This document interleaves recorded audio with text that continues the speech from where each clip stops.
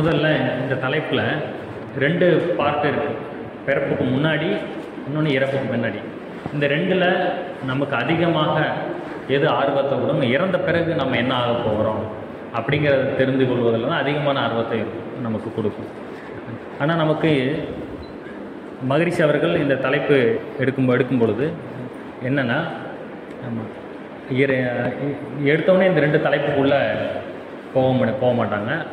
அதுக்கு மகரிஷி என்ன சொல்லணும்னா, நீங்கள் ஆர்வத்தோடு இருக்கிறீங்க, எதை தெரிஞ்சுக்க, பிறக்கிறதுக்கு முன்னாடியும் இறந்த பிறகும் தெரியும். ஆனால் இது 2ஐயும் தாண்டி நீங்கள் வாழும் காலத்தில், நீங்கள் இப்போ நம்ம வாழ்ந்துக்கிட்டு இருக்கோம், இந்த வாழும் காலத்தில் இந்த உடம்புல உயிர் எப்படி இயங்குது, இது எப்படி ஃபங்க்ஷன் ஆகுது அப்படிங்கிறத தெரிஞ்சுக்கிட்டாலே பிறப்புக்கு முன்னாடியும் இறப்புக்கு பின்னாடியும் தானாகவே பெருமளவு தெரிஞ்சிடும், விளங்கிடும் அப்படிங்கிறாங்க.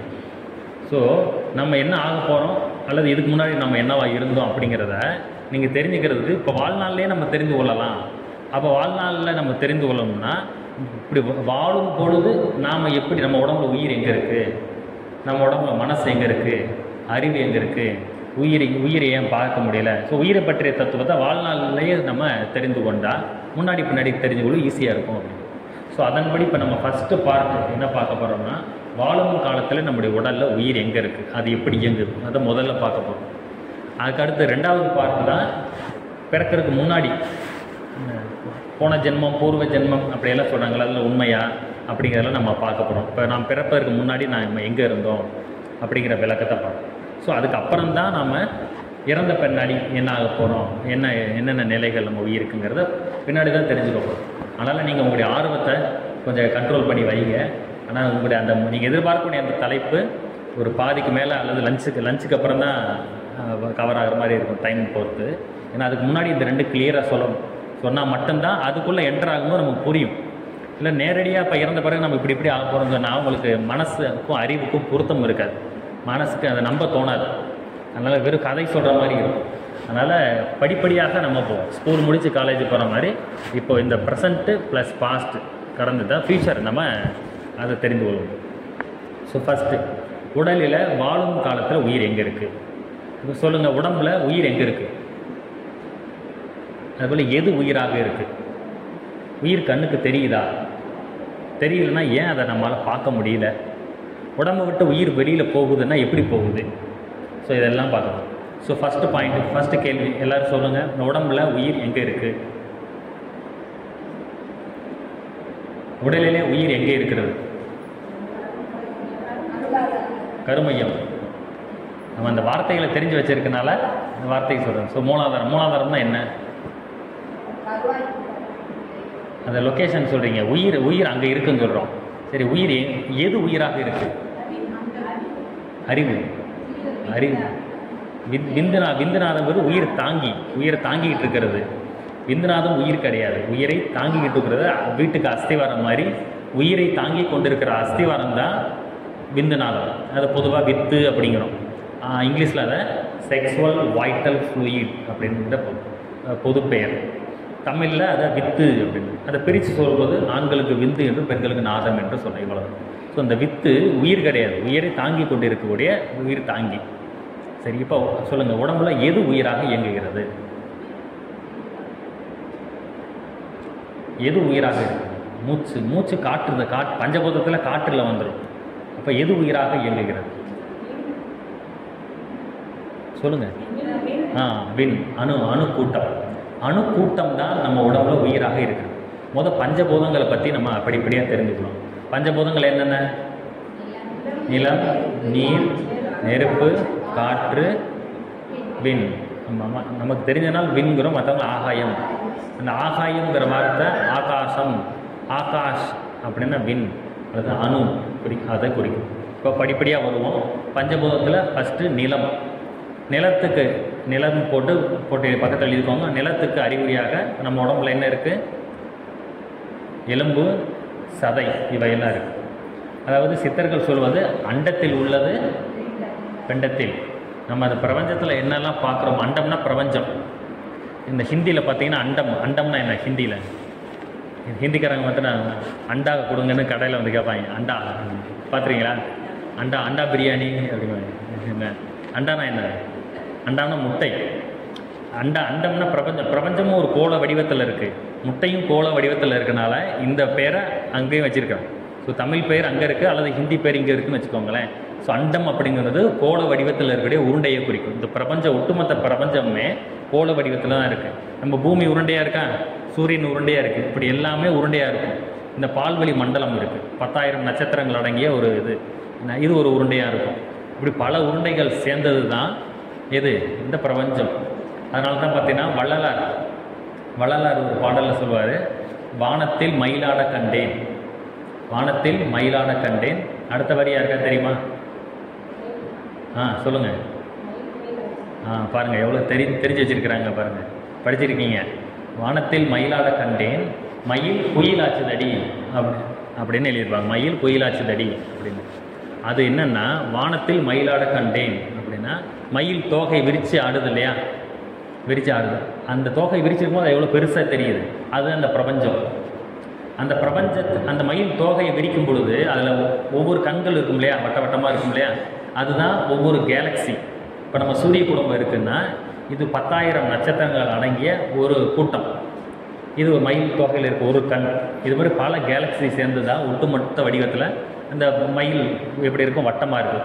ஸோ அது மாதிரி இந்த பிரபஞ்சம் கோள வடிவமாக அண்டமாக இருக்குது. இதைத்தான் வானத்தில் மயிலாட கண்டேன். அப்போ இவ்வளோ பெரிய பிரபஞ்சம், அதில் பல கேலக்சிகள். ஸோ இதை பார்த்து நான் பிரமிச்சு போயிட்டேன் அப்படிங்கிறார். அதுதான் வானத்தில் மயிலாட கண்டேன். அடுத்த வரி மயில் சொல்லுங்க, மற்றவங்க சொல்லுங்கள். மயில் குயிலாச்சுதடி அப்படிங்கிறார். மயில் குயிலாச்சுன்னா என்ன அர்த்தம்? சின்னதில்லை, கருப்பு. குயிலுங்கிறது கருப்பாக இருக்கிறது. அது சுத்தவெளியை குறிக்குது. இந்த பிரபஞ்சத்தை கடந்து அப்பால் செல்லுகிறோம், சுத்தவெளி மெய்ப்பொருள். அப்போது பிரபஞ்சம் வெளிச்சமாக இருக்குது. பிரபஞ்சத்தை கடந்து போனால் இறைவன், எல்லை இல்லாத இறைவன் சுத்தவெளி, வெட்டவெளியே மெய்யென்று இருப்போருக்கு பட்டயம் எதுக்கடி. அந்த இறைவன் கருப்பாக இருக்கிறார். அதான் கருப்பு சாமி, என்ன இருளப்பன் அப்படின்னு பேர் வந்ததெல்லாம் அதுதான். கருப்பசாமிங்கிற வார்த்தையெல்லாம் சுத்தவெளியை குறிக்கப்படுது. அதே போல் கிருஷ்ணம்னா கருப்புன்னு அர்த்தம். கிருஷ்ணன் கண்ணா, கருமை நிற கண்ணா அப்படிங்கிற. ஸோ அந்த இறைவனை சுத்தவெளியை குறிக்கிறதா கருப்பு, அதான் குயில். ஸோ மயில் குயிலாச்சுதடி, இவ்வளோ பெரிய பிரபஞ்சமா அப்படின்னு நான் பிரமிச்சு போயிட்டேன் அப்படின்னு வள்ளலார் சொல்கிறாரு. மயில் ஆர்டரை பார்த்து பிரமிச்சு போயிட்டேன். அந்த மயிலை மைனஸ் பண்ணி பார்த்தா அது எதுக்குள்ளே அடக்கம், சுத்தவெளி அப்படிங்கிற அந்த குயிலுக்குள்ளே அடக்கமாக போச்சு. அந்த ஒரு திருமலர் பாடல் கூட கேட்டிருப்பேன். மரத்தை மறைத்தது மாமத யானை, மரத்தில் மறைந்தது மாமத யானை. ஒரு மரத்தலான ஒரு பொம்மையை பார்க்குறோம், யானை பொம்மையை பார்க்குறோம். அந்த யானையை பார்க்கும்போது, வடிவத்தை பார்க்கும்போது மரம் நம்ம கண்ணுக்கு தெரியாது. மரத்தை கவனிக்கும் போது யானை உருவம் நம்ம கண்ணுக்கு தெரியாது. அது மாதிரி பிரபஞ்சத்தை பார்க்கும்போது சுத்தவெளி இல்லை, அந்த குயில் தெரியல. குயிலை நினைக்கும் பொழுது இந்த பிரபஞ்சம் மறைஞ்சு போயிடுச்சு. அதான் அவங்க சொல்கிறார். அப்போது இப்படி அவ்வளோ பெரிய அந்த குயில் இவ்வளோ இந்த சின்ன மயிலாக வந்திருக்குன்னு வச்சுக்கோங்களேன். இதுக்குள்ளே இது எப்படி வந்திருக்குன்னா பஞ்சபூதங்களாக வந்திருக்கு. அந்த பஞ்சபூதங்கள் தான் அண்டம். அந்த அண்டத்தில் உள்ளது பிண்டத்தில். அப்போ அந்த பஞ்சபூதத்தில் ஏதோ ஒன்று உயிராக இயங்குது. இப்போ படிப்படியாக பார்க்குறோம். பஞ்சபூதத்தில் முதல்ல என்ன சொல்கிறோம், நிலம். அது அந்த வெளியில் நிலம் இருக்குது. இப்போ இந்த நிலம் இது நம்ம உடம்புல என்னவா இருக்குது, எலும்பு சதை. அடுத்து நீர். அடுத்தது என்ன, நீர். அது உடம்புல நம்ம ரத்த ஓட்டமாக இருக்குது. அடுத்து மூணாவது பூதம் என்ன, நெருப்பு. அது உடம்புல ஆமாம், நமக்கு உடல் சூடு அப்படின்னு. இன்னொரு இடத்துலையும் நெருப்பு இருக்குது உடம்புல. எது, மணிப்புரகம். அது நெருப்பு மையம் சார். ஆனால் நான் சொல்கிறேன் எக்ஸாம்பிள். நீங்கள் சார் தத்துவம் சொல்கிறீங்க, நான் இது உதாரணம் கேட்குறேன். இப்போ நெருப்புன்னு சொன்னால் தொட்டு பார்த்தா ஹீட்டு தெரியுதுல்ல, அதே மாதிரி இன்னொரு ஹீட்டு நம்ம உடம்புல இருக்குது. அது எது, காய்ச்சல் இல்லை, அதுவும் சூடு தானே. உடல் சூடு அதிகமாகுது அல்லது குறையுது. இன்னொரு நெருப்பு தத்துவம் என்னென்னா நம்முடைய பசி. ஆமாம், நம்முடைய பசியே நெருப்பு தத்துவம் தான். பசிக்குது இல்லை, ஆமாம். அது என்னது, ஆசிடு, ஹைட்ரோக்ளோரிக் ஆசிட். அந்த ஆசிட் தான் நம்ம உள்ளே வரக்கூடிய உணவை எரித்து உணவாக மாற்றுது. அது லிக்விட் ஃபயர். நம்ம சுடுதண்ணி இருக்குது. சுடுதண்ணியில் தண்ணி தான் கை வச்சா என்ன ஆகும், சுடும். அது நெருப்பு. அதுபோல் நம்ம உடம்புல இருக்கிற மற்றொரு நெருப்பு தத்துவம் இந்த பசி. அதுதான் இறைவனுடைய பேரறிவு பாருங்கள். அந்த நெருப்பானது அந்த இறைப்பையில் ஒரு குறிப்பிட்ட ஒரு பைக்கு உள்ள அந்த ஆசிட் இருக்கும். அதில் ஒரு இரும்பு பட்டா கூட ஓட்டையாகும். அந்த பையை விட்டு அது வெளியில் வராது, அங்கேயே தான் இருக்கும். அந்த பைக்கு மட்டும் அந்த தாங்கும் திறன், அதை அரிக்காதபடி இருக்கும். அதுதான் இறைவன் வச்சிருக்கிற டிசைன். ஸோ நம்ம உடம்புல நெருப்பு தத்துவங்கிறது ஃபஸ்ட்டு உடல் சூடு, டெம்பரேச்சர். இன்னொன்று என்னது, பசியுமே ஒரு நெருப்பு தத்துவம் தான். எதையுமே சொல்லால் மட்டும் நம்பாதே, சுயமாக சிந்திச்சு, இப்போ சுயமாக சிந்திங்க, இதுவும் நெருப்பு தத்துவம் தானே. ஸோ அது நமக்கு தெரியும். ஏன்னா அந்த நெருப்பு தான் உள்ளே வரக்கூடிய உணவை எரித்து நமக்கு எனர்ஜியாக மாற்றி, அது இல்லைன்னா நமக்கு ஜீரணம் ஆகாது, அப்போ நோய்கள் வரும். அது அடுத்த 4வது தத்துவம் என்ன, காற்று. காற்று உள்ள என்னவா இருக்குது, சுவாசம், நம்முடைய மூச்சு காற்றாக இருக்குது. சரி, அப்போ 4 பூதங்களை பார்த்துட்டோம். இது எல்லாமே கண்ணுக்கு தெரியுது அல்லது உணர முடியுது. இப்போ காற்று கண்ணுக்கு தெரியாது, உணரும். சரி, இப்போ கடைசி என்னது, விண் எழுதியிருக்கிறீங்க. இன்னொரு பேர் என்ன, ஆகாயம், ஆகாசம், விண், அணு எல்லாம் ஒன்று தான். நிறைய பேருக்கு இந்த கன்ஃபியூஷன் இருக்கும். மகரிஷி புக்லேயே அணுன்னு எழுதியிருப்பார், விண்ணுன்னு எழுதியிருப்பார். ரெண்டு வேறு வேறுன்னு நினைக்காதீங்க, ரெண்டுமே ஒன்று தான். விண் அப்படிங்கிறது தமிழ் சொல், அணு அணு சமஸ்கிருதத்திலும் பயன்படுது. எப்படினாலும் 2 வார்த்தைகள் வச்சுக்கோங்களேன். புத்தகம்னா என்ன, நூல்னா என்ன, ரெண்டும் ஒன்று தானே. அது மாதிரி ஸோ கடைசியாக ஆகாயம் அப்படின்னு சொல்கிறோம். ஆகாயம் சொன்னோன்னே நம்ம என்ன பண்ணுறோம், மேலே பார்க்குறோம், ஆகாயத்தை பார்க்குறோம். அங்கேயும் காற்று தானே இருக்குது, மேலேயும் காற்று தான் இருக்குது. அதையும் பூமியை கடந்து பார்த்தா இந்த ஒட்டுமொத்த பிரபஞ்சத்துலேயும் என்ன இருக்குது, விண்கூட்டம். விண்கூட்டம், அணுக்களின் கூட்டம் தான் எல்லாமாக இருக்குது. அப்போ நம்ம உடம்புல இந்த 4ஐயும் பார்த்துட்டோம். நம்ம கண்ணுக்கு தெரியாத இந்த 5வது தான் உயிராக இருக்க முடியும். அப்போ ஸோ இந்த ஒரு குழுவை மனசில் வச்சுக்கோங்க. இப்போது அணுவை பற்றி ஜென்ரலாக தெரிஞ்சுக்கோங்க. பிரபஞ்சத்தில் நீங்கள் என் கூட அப்படியே படிப்படி கவனிச்சுட்டே வரணும். வந்தால் தான் உங்களுக்கு இது புரியும். டாபிக் ரொம்ப இன்ட்ரெஸ்டிங்கான டாப்பிக்காக இருக்கும். உங்களுடைய ஆர்வத்தை பொறுத்து நீங்கள் தெரிஞ்சுக்கலாம். நம்ம நோட்ஸ் எழுதலையே அப்படியெல்லாம் ஒன்றும் நினைக்க வேணாம். மைண்டில் நீங்கள் கவனிச்சுட்டே வாங்க, எதுவுமே மறக்காது. என்றைக்கோ பார்த்த சினிமா நமக்கு இன்னும் ஞாபகத்தில் இருக்கு இல்லையா, இன்றைக்கோ சாப்பிட்ட உணவு ஹோட்டலில் டேஸ்ட் நமக்கு இன்னும் ஞாபகத்தில் இருக்கு இல்லையா. அது மாதிரி தான் நம்ம மனசு, நம்மளுடைய சைக்காலஜி என்னென்னா, நமக்கு இன்ட்ரெஸ்ட் இருக்குன்னா அது ஞாபகத்தில் வச்சுக்கும், அது வேலை செய்யும். இன்ட்ரெஸ்ட் இல்லைனா அது வேலையே செய்யாது. ஸோ நம்ம இந்த கிளாஸுக்கு வந்திருக்கிறோம் அப்படின்னாலே அது இன்ட்ரெஸ்டின் அடிப்படையில் தான் வந்திருக்கும். அப்போ முக்கால்வாசி இன்ட்ரெஸ்ட்டோட தான் முழு இன்ட்ரெஸ்ட்டாக மாற்றிட்டோம்னா நம்ம வந்ததுக்கு பிரயோஜனமாக போயிடும் இல்லையா. ஸோ இந்த அணு அப்படிங்கிறத என்னன்னு நம்ம தெளிவாக தெரிஞ்சுட்டு அதையும் உயிரையும் நான் தொடர்பு வச்சுருவேன். ஸோ இப்போ மறுபடியும் பிரபஞ்சத்துக்கு வாங்க. இந்த பூமி உருண்டையாக இருக்குது, சூரியன் உருண்டையாக இருக்குது, எல்லாமே உருண்டையாக இருக்குது, எல்லாமே தன்னைத்தானே சுற்றுது. இதெல்லாம் என்ன காரணம்னா எல்லாமே அணுக்களின் கூட்டம். அணுவானது கண்ணுக்கு தெரியாது. இப்போ நீங்கள் காற்றை நீங்கள் சில நேரம் அப்படியே உத்து கவனிச்சிங்கன்னா அப்படியே கொத்து கொத்தாக நகர்வது போல் தெரியும். கவனிச்சிருக்கீங்களா? சில நேரம் உத்து பார்த்தீங்கன்னா தெரியும். சில நேரம் உங்களுக்கு கிறுகிறுன்னு வந்துச்சுனாலும் உங்களுக்கு தெரியும் என்ன, அப்படியே சுற்றும். அது எல்லாமே காற்றில் அணுக்கூட்டம் அப்படியே நகர்ந்து போகிறது காற்று தான். நீங்கள் உத்து கவனிக்கும் போது தெரியும். அது எல்லாமே உருண்டையாக தான் இருக்கும், சதுரமாக செவ்வகமாகலாம் இருக்காது. அதுக்கு என்ன காரணம்? காற்று எங்கேருந்து வந்துச்சு? அணுக்களின் கூட்டம் தான் காற்று. அப்போ அணுக்கள் பல சேர்ந்தால் காற்று இன்னும் கெட்டியானா அது என்னது? காற்று இன்னும் அழுத்தமாக சேர்ந்து இயங்கினா அதுக்கு பேர் என்ன? அது நெருப்பு. காற்றுடைய தன்மை நெருப்புக்கிட்ட இருக்கும். காற்று அசைதான், ஸோ நெருப்பும் அசைவான். அந்த ஒன்றுலேருந்து இன்னொன்று வரும்போது அதனுடைய தன்மைகள் அப்படியே இருக்கும்.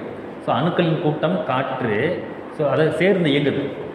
இப்போ நீங்கள் தனித்தனியாக ஒரு மனிதன், நீங்கள் எல்லோரும் சேர்ந்து உட்காரும்போது இதுக்கு பேர் ஒரு கூட்டம், அது ஒரு கிளாஸ் அப்படின்னு. அதே போல் தனித்தனியாக இருந்தால் விண்ணு, தனித்தனியாக இருந்தால் அணு. அந்த அணுக்கள் பல சேர்ந்து இயங்குச்சுன்னா அது காற்று. இந்த காற்று இன்னும் நெருங்கி இயங்குச்சுன்னா அது நெருப்பு. அதுதான் காற்று எப்படி அசைவதோ அதேபோல் நெருப்பும் அசையும். இப்போ அந்த காற்றும் நெருப்பும் சேர்ந்து இயங்கும் பொழுது தண்ணீர் உருவாகும். காற்றும் நெருப்பும் சேர்ந்து இயங்கும்போது தண்ணீர் உருவாகும். ஆமாம், அதான் தண்ணி கெட்டியாச்சுன்னா நிலம். அப்போ நம்ம ஃப்ரிட்ஜில் ஐஸ் கட்டி வைக்கிறோம், தண்ணி ஐஸ் கட்டி ஆகிடுது. அப்போ தண்ணியிலேருந்து தான் நிலம் உருவாகிருக்கு அப்படிங்கிறது. அப்போ தண்ணி எங்கேருந்து உற்பத்தி ஆகுதுன்னா காற்று அணுக்களும் நெருப்பு அணுக்களும் சேரும். அப்போ நீங்கள் உங்களுக்கு டவுட்டு வரும், அதே இப்படி தண்ணிக்குள்ளே நெருப்பு இருக்கா அப்படின்னு உங்களுக்கு ஒரு சந்தேகம் வரும். ஸோ இந்த அணுக்கள் கான்செப்டை நீங்கள் தெளிவாக தெரிஞ்சுட்டுனா உங்கள் உடம்புல உயிர் எங்கே இருக்குதுன்னு நீங்கள் தெளிவாக தெரிஞ்சிக்க முடியும். அதுக்காக தான் நான் சொல்கிறேன். ஸோ நம்ம பேசும்பொழுது இது டாபிக் நம்ம வேறு எங்கேயோ சொல்கிற மாதிரி இருக்கும், ஆனால் நான் எங்கே பேசினாலும் இந்த மையப்புள்ளிக்கு நான் வந்துடுவேன். அதனால் நீங்கள் எல்லாத்தையும் தெரிஞ்சுக்கிற மாதிரி இருக்கும், மையப்புள்ளிக்கு நீங்கள் வந்துடுவீங்க. அப்புறம் தான் உங்களுக்கு ஒரு கம்ப்ளீட் ஒரு அண்டர்ஸ்டாண்டிங் கிடைக்கணும். ஏன்னா இந்த டாப்பிக்கு சாதாரண டாபிக் கிடையாது. பிறப்புக்கு முன் இறப்புக்கு பின் உயிர் நிறைந்து சாதாரண டாபிக் கிடையாது. முன்னாடி நம்முடைய 4ஆம் அகத்தாய்வில் இது இருந்துச்சு தெரியுமில்ல. தெரியுமில்ல சார்? 4ஆம் அகத்தளை. இப்போ 4ஆம் அகத்தளவே கிடையாது. ஏன்னா ஆனாலும் இந்த டாப்பிக்கே கிடையாது. புக்கை பார்த்து தெரியும். ஏன்னா இது ரொம்ப காம்ப்ளிகேட்டடான டாபிக். இதை பற்றி பேசினா நிறைய வாக்குவாதங்களெல்லாம் வரும், கேள்வி பதில்கள் வரும், என்ன நிறைய சண்டைகள் கூட வரும். அப்படியெல்லாம் இருக்குது. அந்தளவுக்கு அறிவுக்கு பொருத்தமில்ல. அப்போ அதை தவிர்ப்பதற்காக இப்படி வச்சுட்டாங்களோன்னு நினைக்கிறேன். ஆனாலும் ஒன்றும் பிரச்சனை இல்லை. மகரிஷி நமக்கு அறிவுக்கு ஒத்துக்கொள்ளும் விதமாக எல்லாத்தையும் சொல்லியிருக்கிறார். ஸோ அதனால் நம்ம இதை தெரிந்து கொள்வோம். ஸோ இப்போது தண்ணியை பற்றி சொல்லிக்கிட்டு இருந்தோம். காற்றும் நெருப்பும் சேர்ந்து இயங்குனா தண்ணீர் உருவாகும். அது எப்படின்னா, இப்போ தண்ணி இப்போ குளிர்காலத்தில் இப்போ ஊட்டி, கொடைக்கானல் போன்ற இடங்கள்லாம் பார்த்தீங்கன்னா, நீங்கள் இப்போ அதிகமான பனிப்பொழிவு ஏற்பட்டு இந்த தேயிலை செடிகளெல்லாம் கருகின அப்படின்னு வரும். அந்த மாதிரி பேப்பரில் பார்த்துருப்பீங்க இல்லையா? பார்த்துருக்கீங்களா? ஆனால் பார்த்தீங்கன்னா நெருப்புல எப்படி வெந்து போச்சோ அப்படி தான் இருக்கும் அந்த செடிகள் எல்லாம். ஆனால் நம்ம யோசிச்சிருக்கோமா, பனிப்பொழிவுன்னா என்ன?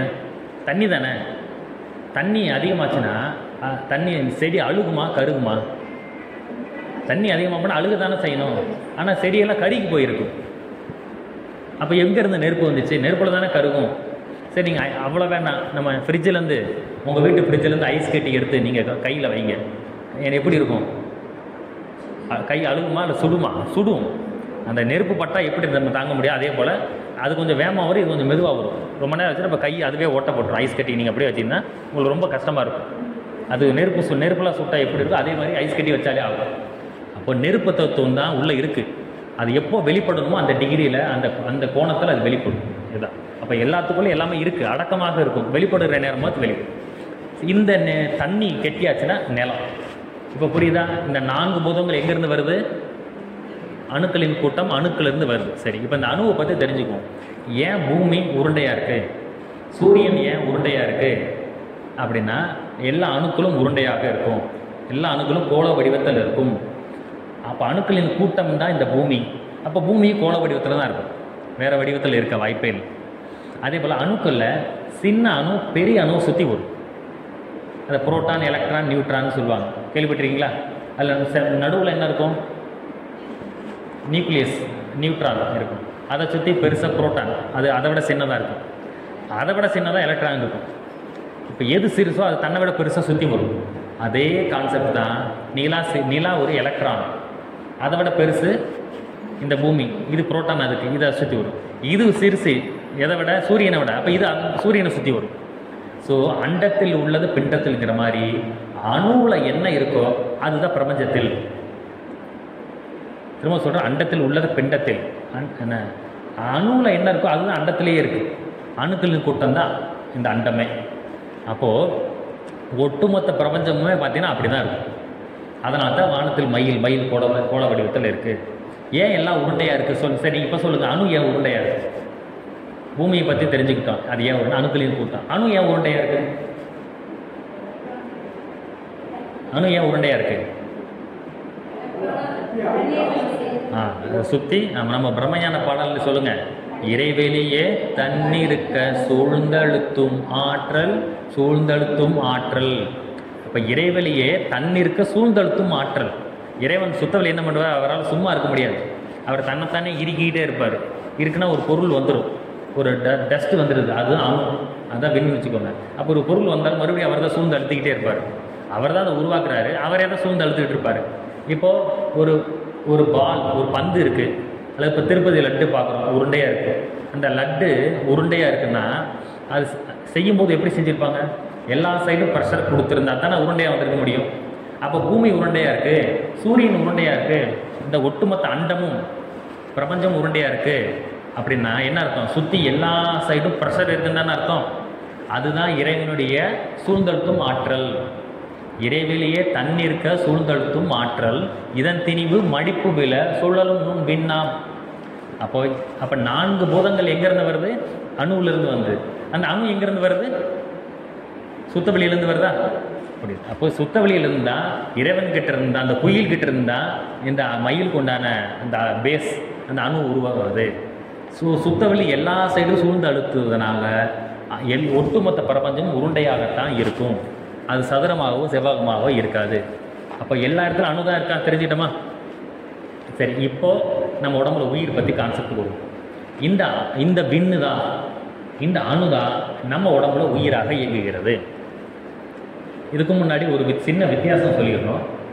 சயின்டிஸ்ட்டு விஞ்ஞானிகள் அணுவை பற்றி பேசுகிறாங்க இல்லையா, அதே நேரம் மகான்கள் சித்தர்கள் அணுவை பற்றி பேசுகிறாங்க. ஔவையார் சொல்கிறாங்க, அணுவை துளைத்து ஏழு கடலை புகுத்தி குறுகத்தரித்த குரல் அப்படின்னு திருக்குறளை பற்றி எழுதியிருப்பாங்க. அணுவை அப்போ அவங்களும் அணுவை பற்றி பேசுகிறாங்க, சயின்டிஸ்ட் அணுவை பற்றி பேசுகிறாங்க. என்ன வித்தியாசம்னா வேறு ஒன்றும் இல்லை, இந்த புரோட்டான் எலக்ட்ரான் நியூட்ரான் சொல்கிறோம் இல்லையா, இந்த கூட்டத்தை தான் இந்த குடும்பத்தை தான் அவங்க அணுன்னு சொல்லுவாங்க. ஆனால் நம்ம மகரிஷி அப்புறம் திருமூலர் இது போன்ற சித்தர்கள் எல்லாம் என்ன பண்ணுவாங்கன்னா, அந்த தனித்தனியாக அந்த புரோட்டானே ஒரு அணு, இந்த எலக்ட்ரான் ஒரு அணு, அந்த ஒரு நியூட்ரான் ஒரு அணு அப்படிங்கிறாங்க. உதாரணமாக இப்போ நம்ம நிலா, பூமி, சூரியன் இந்த குடும்பம் தான் அணு அப்படின்னு சயின்டிஸ்ட் சொல்கிறாங்க. அப்படி இல்லை, நிலாவே ஒரு தனி அணு தான், பூமி ஒரு அணு தான் அப்படிங்கிறாங்க. இப்போ புரியுதா? இந்த அணுவுக்கு மற்றொரு பேர் என்ன? இந்த அணுவுக்கு மற்றொரு பேர் என்ன அப்புறம் சொல்லிட்டு இருக்கோம், என்னது அது? வின். ஆமாம், இதுக்கு இன்னொரு பேரும் இருக்குது. ஸோ அணு, வின், அப்புறம் ஆகாஷ் வேறு எழுதியிருக்கிறோம். இன்னும் ஒரு முக்கியமான பேர், அதுதான் உயிர். எழுதிக்கோங்க. அணுவுக்கு மற்றொரு பேர் தான் உயிர், எழுதிக்கோங்க.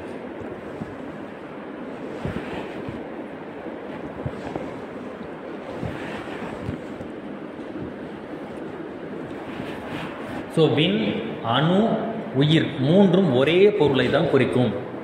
சரி, இப்போ நீங்கள் என்ன சொன்னீங்க? இப்போ உயிர் எங்கே இருக்குன்னு காமிக்கிறேன்னு சொன்னீங்க. இப்போ ஒரே பொருள் ஒரே மீனிங் தான் சொல்கிறீங்க. ஸோ இந்த மீனிங்கில் அர்த்தம் இருக்குது, வேறு ஒன்றுமே இல்லை. வெளியில் எல்லா இடத்துலையும் விண் கூட்டம் நிறைஞ்சிருக்கா? அதே அணு கூட்டம் தான், விண் கூட்டம் தான். நம்ம உடம்புக்குள்ளேயும் கண்ணுக்கு தெரியாமல் கோடிக்கணக்கான அணுக்கள் உள்ளே ஓடிக்கொண்டு இருக்கிறது. இந்த கோடிக்கணக்கான அணுக்களுடைய தொகுப்பு, அணு கூட்டம் தான் உயிர் எனப்படுகிறது. அந்த உயிரை நம்ம கண்ணால் பார்க்க முடியாது. ஸோ உயிர் என்றால் என்ன அப்படின்னா, கண்ணுக்கு தெரியாத அணுக்களின் கூட்டம் உடம்பில் ஓடிக்கொண்டிருப்பதற்கு பெயர் தான் உயிர், வேற ஒன்றுமே கிடையாது.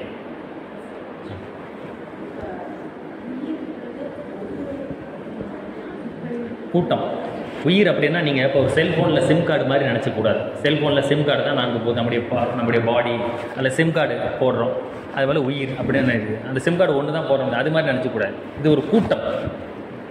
இப்போ இங்கே உட்காந்துருக்கிறது உடலுக்குள்ளேயே ஓடிக்கொண்டிருக்கும், வெளியிலேருந்து ரீசார்ஜ் ஆகும். நீங்கள் கண்ணாடி பயிற்சி செஞ்சீங்கன்னா வெளியிலேருந்து அது வந்து சேரும். நீங்கள் புவியீர்ப்பு விசை, நீங்கள் சாப்பிடாமல் இருக்கிறீங்கன்னா உடம்புலேருந்து அணுக்கள் உதிர்ந்து கொண்டே இருக்கும். நம்ம தலைமுடி மாதிரி ஞாபகத்தை வச்சுக்கோங்க. டெய்லி நீங்கள் தலை சீவுறீங்க, தலைமுடி உதிர்ந்துக்கிட்டே போகுது. ஆனாலும் மொட்டையாயிருச்சா? இல்லை. அப்போ புதுசாலும் முடி முளைச்சிக்கிட்டே இருக்குது. அப்போ உங்களுடைய எனக்கு முடி கொட்டுது அப்படின்னு சொல்கிறாங்கன்னு என்ன அர்த்தம்? உங்களுடைய முடி வளருவதற்கும் விழுவதற்கும் இடையில உள்ள வித்தியாசத்தை தான் நீங்கள் கொட்டுதுங்க. எல்லாருக்கும் கொட்டும். யாராக இருந்தாலும் முடி நீங்கள் டெய்லி தலை செய்யணும், 1-2 முடிக்கு விழத்தான் செய்யும். அதோடைய விகிதாச்சாரத்தை பொறுத்து தான். அது அதிகமாக விழுதா கம்மியாக விழுதா? கம்மியாக விழுந்தால் நார்மல், அதிகமாக விழுந்தால் அப்நார்மல்.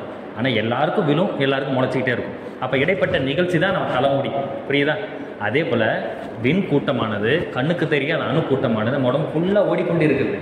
ஆனால் அது வெளியிலேருந்தும் ரீசார்ஜ் ஆகும், உடம்புக்குள்ளேயும் இருக்குது. உண்டி கொடுத்தோர் உயிர் கொடுத்தோர் அப்படின்னு உணவுலேருந்து அப்போ ரீசார்ஜ் பண்ணி எடுத்துக்க இல்லையா? இன்னுமே மகரிஷான்னு சொல்கிறாங்க, நீங்கள் சாப்பிடாம 1 மணிக்கு பசிக்குன்னா நீங்கள் 2 மணிக்கு தான் சாப்பிடணும் சொல்லியிருக்கார் இல்லையா? தெரியுமா தெரியாதா? பசித்த உடனே சாப்பிடக்கூடாது. ஒரு அரை மணி நேரம் 1 மணி நேரம் வரைக்கும் வெயிட் பண்ணால் என்ன ஆகும்? அல்சர் வரும். அது என்னென்னா அந்த 1 மணி நேரத்தில் நம்ம பழகணும். அரை மணி நேரம் 1/4 மணி நேரம் பழகிக்கணும் அதை. அப்படின்னா நமக்கு உடம்பு உடனே சாப்பாடு கொடுக்காம விட்டால் காற்றுலேருந்து எனர்ஜி எடுத்துக்கும். அதுக்கடுத்து கோள்கள்லேருந்து நவகிரகங்கள்லேருந்து எடுத்துக்கொள்ளும். அப்புறம் பூமி மையத்திலேருந்து எடுத்துக்கொள்ளும். ஸோ இந்த மாதிரிலாம் இருக்குது. அப்போது உயிர் காஸ்மிக் எனர்ஜி அதை முக்கியமாக இந்த இடத்துல பிளானட்டரி ரேடியேஷன்ஸ் நவகிரகங்கள்லேருந்து வரக்கூடியது. ஒட்டுமொத்த பிரபஞ்சத்திலேருந்து வரும். நவகிரகங்கள் நமக்கு பக்கத்தில் இருக்குனால. ஸோ உடம்புல எது உயிராக இருக்குதுன்னு கேட்டால் கண்ணுக்கு தெரியாத கோடான கோடி அணுக்களின் கூட்டம் தான் உயிராக இருக்கிறது. ஸோ எப்பயுமே ஞாபகத்தில் அது ஒரு சிம் கார்டு மாதிரி தனி பொருள் கிடையாது, அது ஒரு கூட்டம். அதுக்கு கூட்டத்துக்கு வரவும் இருக்குது, செலவும் இருக்குது. அடுத்து செகண்டு, ஏன் உயிரை கண்ணால் பார்க்க முடியல? முதல் சொன்னதுலேயே பதில் இருக்குது. இப்போ சொல்லுங்கள், உடம்புல எது உயிர்னு தெரிஞ்சுக்கிட்டீங்க. உடம்புல உயிரை ஏன் கண்ணால் பார்க்க முடியல? Correct, very good. அணுக்களை கண்ணால் பார்க்க முடியாது. அதனால் அணுக்களின் கூட்டமாகிய இந்த உயிரையும் கண்ணால் பார்க்க முடியாது. ஏன்னா அணுக்களின் கூட்டமாகிய காற்றையே உங்கள் கண்ணால் பார்க்க முடியல. அப்படி தானே? காற்றை ஃபீல் பண்ணுறோம், காற்று அடித்தேன், ஆனால் கண்ணால் பார்க்க முடியுதா? சில நேரம் தான் தெரியுது. மற்ற நேரத்தில் தெரிகிறது இல்லை. அதை விட ரொம்ப நுண்ணிய ஸ்டேஜ் தான். பல அணுக்கள் சேர்ந்து தான் காற்று. அப்போ இதுவே தெரியலன்னா அது தெரியுமா? தெரியாது. அதனால் ஸோ இதுதான் ஏன் நம்ம உயிரை கண்ணால் பார்க்க முடியவில்லை அப்படின்னா அது காரணம் இதுதான். கண்ணால் பார்க்க முடியும் அப்படின்னு திருமூலர் சொல்லுவார். அந்த உதாரணம் சொல்லுவார், பசுமாடு முடியை எடுத்து படிச்சிருக்கீங்களா? ஆமாம், பசுமாடு முடி இருக்கும், மெல்லிசாக இருக்கும். அது நீளம் எவ்வளவோ அவ்வளவு அகலம் எடுத்துக்கிட்டு விட்டத்தோட அளவு எடுத்து வெட்டி 1,00,000 கூறு போடணும். அதை எடுக்கவே முடியாது. அது 1,00,000 கூறு போட்டால் எப்படி பார்க்க முடியும்? அப்போ இருக்குது, ஆனால் கண்ணால் பார்க்க முடியாது. அதே போல் தான். ஸோ கண்ணுக்கு தெரியாத நுண் அணுக்கள் பார்க்க முடியாது. சரி, அடுத்து 3வது கேள்வி. உடம்புல எது உயிர் தெரிஞ்சுக்கிட்டோம், ஏன் கண்ணால் பார்க்க முடியலன்னு தெரிஞ்சுக்கிட்டோம். உயிர் எங்கே இருக்குது இதையும் முன்னாடியே சொல்லிட்டோம். உடம்புல உயிர் எங்கே இருக்குது, அதுக்கு ஒரு லொக்கேஷன் எங்கே?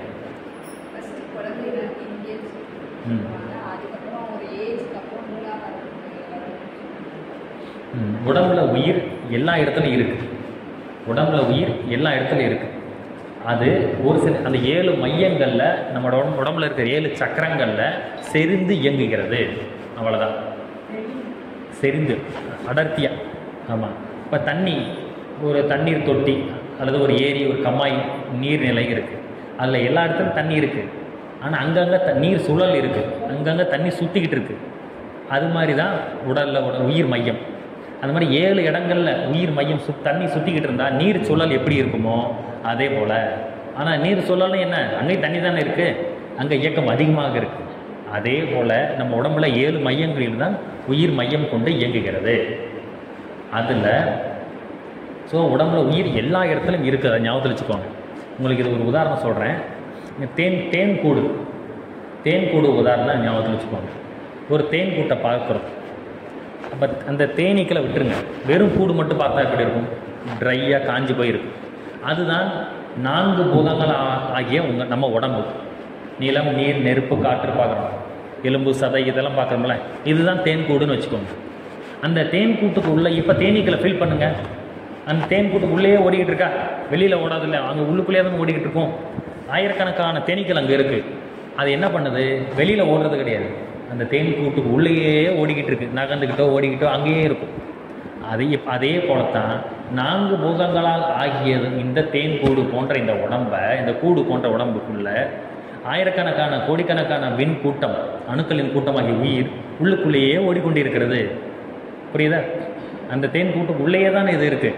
அதுபோல் உள்ளுக்குள்ளேயே தான் தேனீக்கள் இருக்குது. உள்ளுக்குள்ளேயே உடம்புல உயிர் இயங்கி கொண்டிருக்கு. சரி, இத்தனை தேனீக்கள் இருக்காங்க. அந்த கூட்டில் இவ்வளவு தேனீக்கள் இருந்தாலும் அதுக்கு ஒரு கண்ட்ரோலர். அது அந்த எல்லா தேனீக்களும் எதை மையமாக கொண்டு இயங்கும்? ராணி தேனியை, ஒரு தேனியை மையமாக வைத்து அது சொல்கிறத கேட்டு அதுக்கு கட்டுப்பட்டு தான் இயங்கும். ராணி தேனி பறந்து போச்சுன்னா எல்லா தேனியும் பின்னாடி பறந்து போயிடும். அந்த கூடு எம்டி ஆயிரும், தேன் கூடு அழிஞ்சு போயிடும். அவ்வளோதான். இந்த இடத்துல இப்படி கோடிக்கணக்கான அணுக்கள், அணுக்கூட்டமாகிய உயிர் அப்படிங்கிற இந்த தேனீக்கள் எந்த ராணி தேனியை மையமாக கொண்டு இயங்குது? அதுதான் விந்துநாதம், அதுதான் வித்து. நம்ம உடம்புல வித்துவை மையமாக கொண்டு இயங்குது. ஒரு விஷயம் நல்லா தெரிஞ்சுக்கோங்க, வித்து மூலாதாரத்தில் மட்டும்தான் இருக்குதுன்னு நினைக்காதீங்க. வித்து எங்கே உற்பத்தி ஆகுது? மாறுது. 7வது தான் வித்து. எங்கே உற்பத்தி ஆகுது? எலும்பு மஜ்ஜை. குறிப்பாக எந்த இடத்துலேருந்து உற்பத்தி ஆகுது? குறிப்பாக உயிர் இந்த வித்து எங்கே உற்பத்தி ஆகுது? இல்லை, மூலாதாரத்தில் தேங்குது. மூலாதாரத்தில் ஸ்டோரேஜ் ஆகுது, அவ்வளோதானே தவிர மூளையில் தான் உற்பத்தி ஆகுது.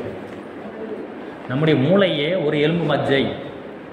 நம்ம நிறைய பேர் அதை யோசிச்சது கிடையாது. கையில் எலும்பு இருக்குது, உள்ளுக்குள்ளே சதை இருக்குது. மட்டன் எல்லாம் சாப்பிட்ருப்போம், எலும்புக்குள்ளே சதை இருக்கிறது அந்த மஜ்ஜை. அதே போல் நமக்குள்ளேயும் இருக்குது. அதே போல் ஒரு பெரிய எலும்பு தான் மூளை. அதுக்குள்ளே இருக்கிற மஜ்ஜை தான் இந்த மூளை. சரி, நம்ம கபாலத்துக்குள்ளே இருக்கிற அந்த மஜ்ஜை தான் இந்த மூளை. அந்த மூளையிலிருந்து தான் வித்து உற்பத்தி ஆகுது. உற்பத்தியாகி மேலேருந்து கீழே ஸ்டோர் ஆகுது. அது ஆண்களுக்கு விதைப்பைகளில் ஸ்டோர் ஆகுது. அதான் டெஸ்டிஸ் என்று சொல்லக்கூடிய விதைப்பைகளில் 2 விதைப்பைகளில் ஸ்டோர் ஆகுது. பெண்களுக்கு ஓவரிஸ் என்று சொல்லக்கூடிய 2 சினைப்பைகள் இருக்குது. யூட்ரஸ் அது கருப்பை, இது சினைப்பை, 2 சினைப்பைகள் உள்ள இருக்குது. மூளையில் உற்பத்தியாகி கீழே இருக்கிற 2 ஓவரிஸ்லையும் 2 டெஸ்டிஸ்லேயும் வந்து ஸ்டோர் ஆகுது. அதுதான் அடுத்த ஜென்ரேஷன் உற்பத்திக்கு பயன்படுது. சரி, இது இப்போ குழந்தைகளுக்கு உயிர் மேலே இருக்குது அப்படிங்கிறோம். அது வேறு ஒன்றும் இல்லை. குழந்தைகளுக்கு அவங்களுக்கு மூளையில் வித்து உற்பத்தி ஆகும், ஆனால் கீழே வந்து ஸ்டோர் ஆகாது.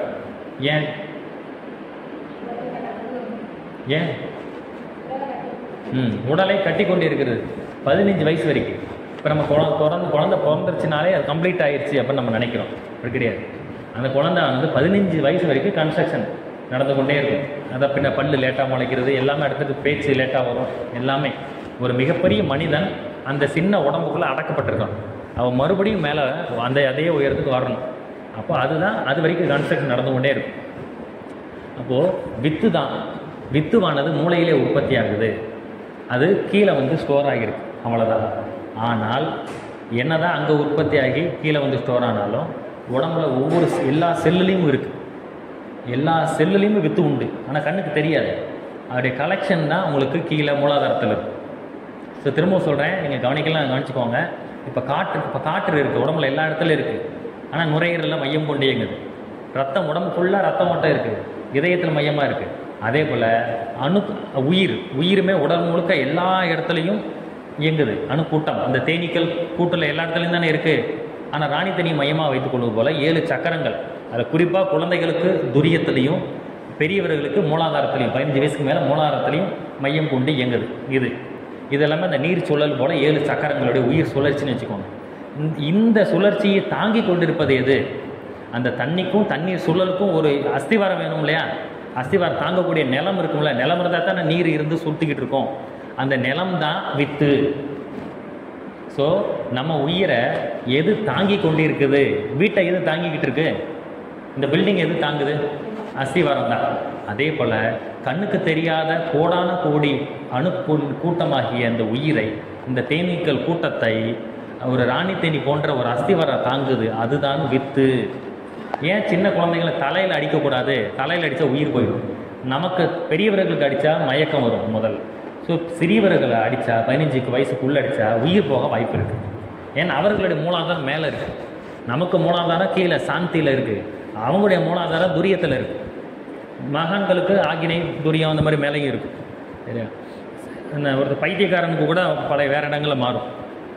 நவகிரகங்களுடைய அந்த அலைவீச்சினாலே நமக்கு மாறும். இப்படி பல காரணங்கள் இருக்குது. பொதுவாக குழந்தைகளுக்கு உயிர் மையம் மேலே இருக்குது, ஸோ மற்றவர்களுக்கு கீழே இருக்குது.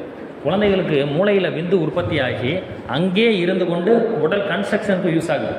ஸோ ஒரு பையன் இருக்கிறான், 5 வயசு பையன் இருக்கிறான்னா அவனுக்கு உடம்பு முழுக்க விண் கூட்டம் உயிராக இங்கோட்டு இருக்குது. ஆனால் அவருடைய உயிர் மையம் மூளையில் துரியத்தில் இருக்குதுன்னு அர்த்தம்.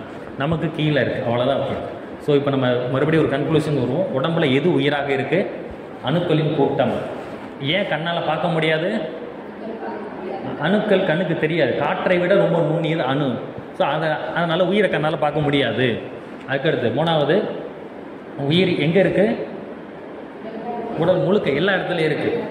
ஆமாம், 7 மையங்களில் செறிவுற்று இயங்குது. பெரியவர்களுக்கு கீழேயும் மற்றவர்களுக்கு மேலேயும் இருக்குது, அவ்வளோதான்.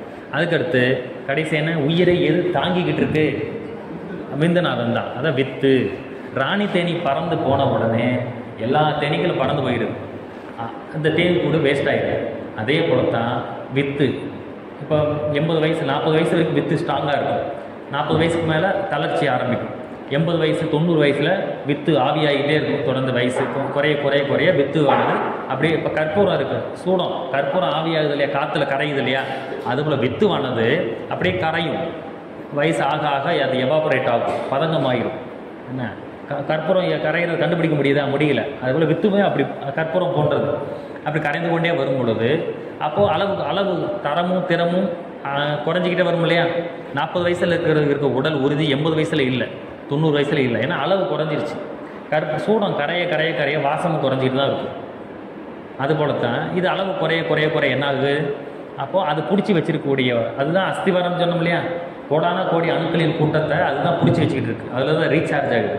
ஃபார் எக்ஸாம்பிள், இப்போ உடம்புல இப்போ நீங்கள் உங்கள் உடம்புல 40 வயசு உங்களுக்கு 100 கோடி அணுக்கள் இருக்குது, 100 கோடி விண்கள் இருக்குது, அது நல்லா செறிவாக இயங்குது அப்படின்னா வித்து ஸ்ட்ராங்காக இருக்குதுன்னு அர்த்தம். இப்போ உங்களுக்கு 50 வயசு ஆகும்போது அது 95 கோடின்னு ஆகும். 80 வயசு ஆகும்போது 60 கோடின்னு ஆகும். 100 வயசு ஆகும்போது அது 30 கோடி 20 கோடி தான். ஏன் அப்படின்னா அஸ்திவாரம் பில்டிங்கோடைய அஸ்திவாரம் வீக் ஆகிட்டே இருக்குது. அப்போ பில்டிங் இடிஞ்சிக்கிட்டே வருது. அஸ்திவாரம் நல்லா இருந்தால் பில்டிங் நல்லா இருக்கும், வித்து நல்லா இருந்தால் உயிர் ஆரோக்கியமாக இருக்கும். அதான் காயகல்ப யோகா செய்யும். புரியுதா? அப்போ உடலில் உயிரை தாங்கி கொண்டிருப்பது எது? வித்து தான். சரி, இந்த இடத்துல தான் ஒரு கூடுதல் தகவல். எப்படி உடம்புல எல்லா இடத்துலையும் உயிர் இருக்குது, ஆனால் 7 மையங்களில் சிறப்புற்று எங்குன்னு சொன்னோம்ல. காற்று எல்லா இடத்துலையும் காற்று இருக்குது, ஆனால் நுரையீரல் இருக்குது. அதே போல் வித்துவும் விந்துநாதமும் உடம்புல எல்லா செல்கள்லையும் இருக்குது. அது ஓவரிஸ்லையும் டெஸ்டிஸ் விதைப்பைகளையும் சினைப்பைகளையும் வந்து தேங்கியிருக்கு. அங்கே கண்ணுக்கு தெரியுது, மற்ற இடங்களில் கண்ணுக்கு தெரியல. அவ்வளோதான் வித்தியாசம். இதுக்கு என்ன உதாரணம்னா, மகரிஷி சொல்கிறாங்க, வித்துவின் மூலமே பிறவி தொடர், வித்துவின் மூலமே பிறவி தொடர். இந்த தத்துவத்தை அறிந்தவர்களே தனையறிய வல்லவர்கள். வித்துவின் மூலமே பிறவி தொடர். இந்த தத்துவத்தை அறிந்தவர்களே தனையறிய வல்லவர்கள். அப்போ நம்ம பிறவி எங்கிறது? நம்ம அப்பா அம்மா கிட்ட தான். அப்பா அம்மாவுடைய வித்துவில் நம்ம பிறந்து வந்தோம். நம்முடைய வித்துவில் நம்ம பிள்ளைகள் உருவாகி இருக்கிறாங்க. இப்படி தான் பிறவி தொடர். இப்போது ஆனால் குளோனிங் சிஸ்டம்னு ஒன்று இருக்குது. குளோனிங் சிஸ்டம்னு கேள்விப்பட்டிருப்பீங்க.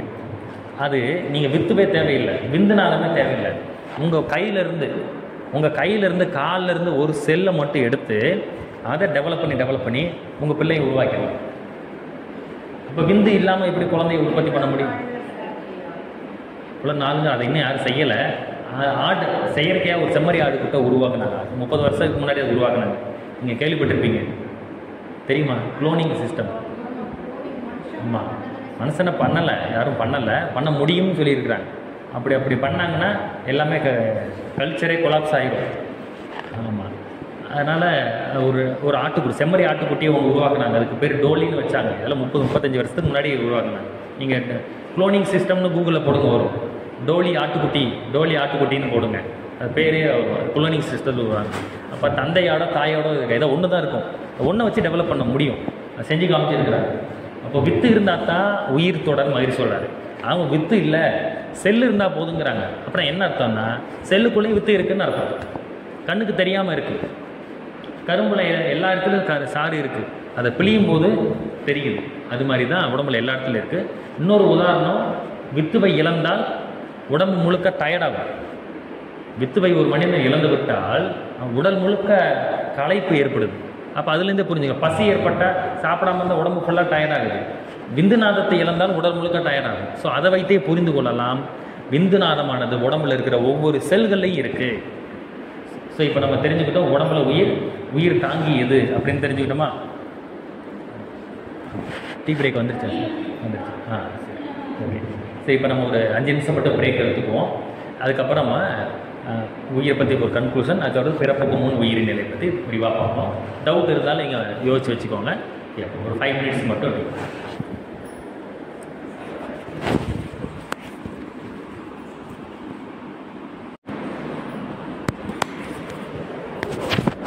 வாழ்க வையகம், வாழ்க வளமுடன், குரு வாழ்க, குருவே துணை. ஸோ இடைவெளிக்கு முன்பு வரைக்கும் நம்ம என்ன பார்த்தோம்? கடைசி என்ன முடித்தோம்? எல்லா செல்களையும் இருக்குது. உயிர் எப்படி எல்லா உடம்புல எல்லா இடங்கள்லையும் இருக்கோ, ஆனால் மையம் கொண்டு 7 மையங்களில் மையம் கொண்டு இயங்குது. குழந்தைகளுக்கு மேலேயும் பெரியவர்களுக்கு கீழேயும் இருக்குது. மற்றவர்கள் ஞானிகளுக்கோ அல்லது நவகிரகங்களின் காரணமாக முன்ன பின்ன இயங்கும். ஆனால் அந்த 7 மையங்களில் அதை செறிவு கொண்டு இயங்குது. ஸோ உயிர் மையம் அப்படின்னு நீங்கள் எப்போ சொன்னாலும் நீங்கள் ஞாபகத்தில் வச்சுக்கோங்க, நீர் சுழல் போன்றது. ஞாபகத்தில் உங்களுக்கு அறிவு பொருத்தமாக இருக்கு இல்லையா? உடம்புல 7 இடங்களில் நீர் சூழல் இருக்குது, 7 மணி உயிர் சூழல் இருக்குது. அங்கேயும் உயிர் இருக்குது, ஃபங்க்ஷன். மற்றபடி எந்த இடத்துல இயங்கினாலும் அதை தாங்கி கொண்டிருப்பது எது? வித்து தான் உடலில் உயிரை தாங்கி கொண்டு இருக்கிறது. குழந்தைகளுக்கு மூளையில் உற்பத்தியாகி அங்கேயே இருந்து கொண்டு அதை தாங்கிக்கிட்டு இருக்குது. மற்றவர்களுக்கு கீழே வித்து வந்துருச்சு. ஸோ கீழே இருந்து கொண்டு உயிர் அதை பேஸாக வச்சுக்கிட்டு இங்கே. இப்போ நம்ம தவம் செய்கிறோம், நீங்கள் நல்லா தவம் செய்கிறீங்க, உங்களுக்கு ஆகினையில் உயிர் இயங்குது அப்படின்னா, இப்போ வித்து உடனே ஆகினைக்கு போயிடுமா? போகாது. அது அப்பையும் கீழே தான் இருக்கும். இப்பயும் கீழே தான் இருக்கும். ஆனால் உயிர் மையம் அந்த மையம் மட்டும் மேலே இருந்து சேரும். ஸோ இது 7 மையத்தில் எந்த இடத்துல இருந்து இந்த உயிர் சுழல், இந்த நீர் சுழல் எங்கே இருந்தாலும் வித்து வேறு இடத்துல இருந்தாலும் அதை கனெக்ட் பண்ணி இயங்கி கொள்ளும். அதனால் உயிர் மாறும்போது வித்து மாறிடுமா அப்படின்னு நினைக்கணும். வித்து அதே இடத்துல தான் இருக்குது. அதே நேரத்தில் அந்த முன்னாடி சொன்ன பாயிண்ட்டை மறந்துடுறாங்க. வித்து எல்லா செல்கள்லையும் இருக்குது. இப்போ அநாகத்தில் உங்களுக்கு உயிர் மையம் இருக்குன்னா இங்கே இருக்கிற ஒவ்வொரு செல்களையும் வித்து இருக்குது. அதையும் அதை எடுத்துக்கொள்ளும். ஏன் அது மாதிரி. சரி, இப்போ நம்ம உயிரை பற்றி ஓரளவு தெரிஞ்சிருந்தோம். மரணம்னா என்ன அப்படிங்கிறது இப்போ தெரிஞ்சுக்கிறோம். நம்ம வாழும் காலத்தில் உயிர் எப்படிங்க ஓரளவு தெரிஞ்சுக்கிட்டோம் இல்லையா? மரணம்னா என்ன அப்படிங்கிறத முன்னாடி லைட்டாக சொன்ன, இப்போ கொஞ்சம் விரிவாக சொல்கிறோம். வேறு ஒன்றும் இல்லை. 40 வயசு வரைக்கும் உடலில் வளர்ச்சி இருக்கும். 40 வயசுக்கு பிறகு தளர்ச்சி. 40 வரை வளர்ச்சி, 40ற்கு பின் தளர்ச்சி. இதுதான் மனித உடலுடைய நியதி.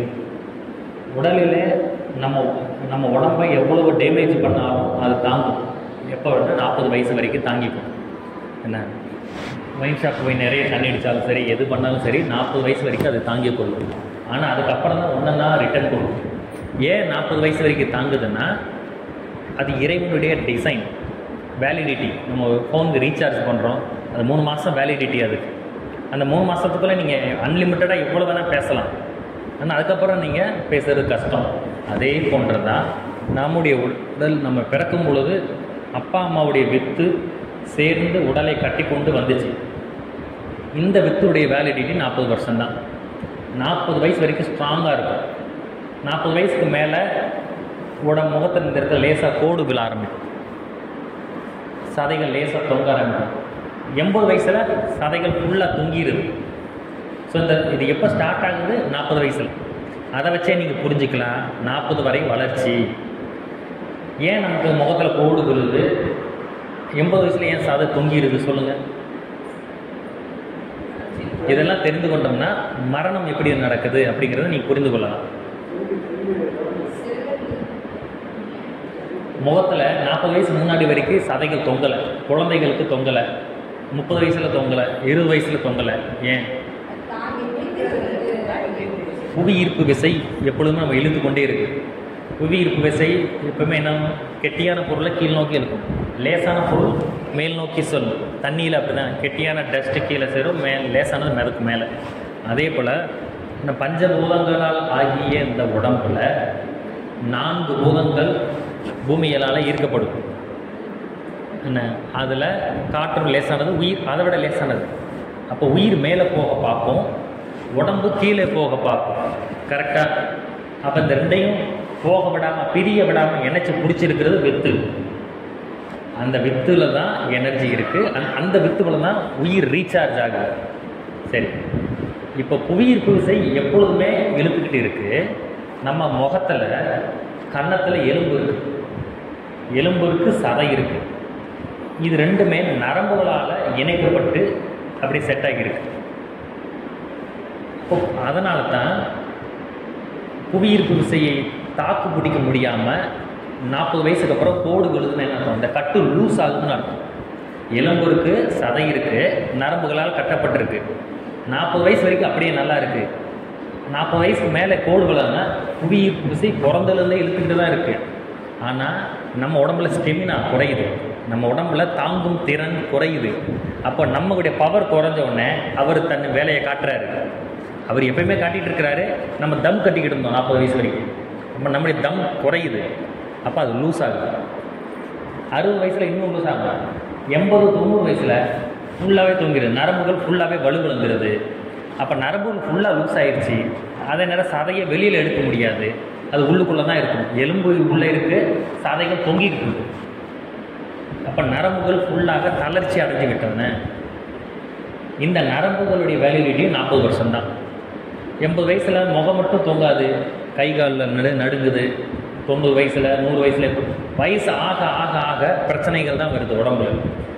அப்போ அதுக்கு தான் மகிழ்ச்சி காயகல்ப பயிற்சி. காயகல்ப பயிற்சி செஞ்சால் நரம்புகள் ஊக்கப்படுது.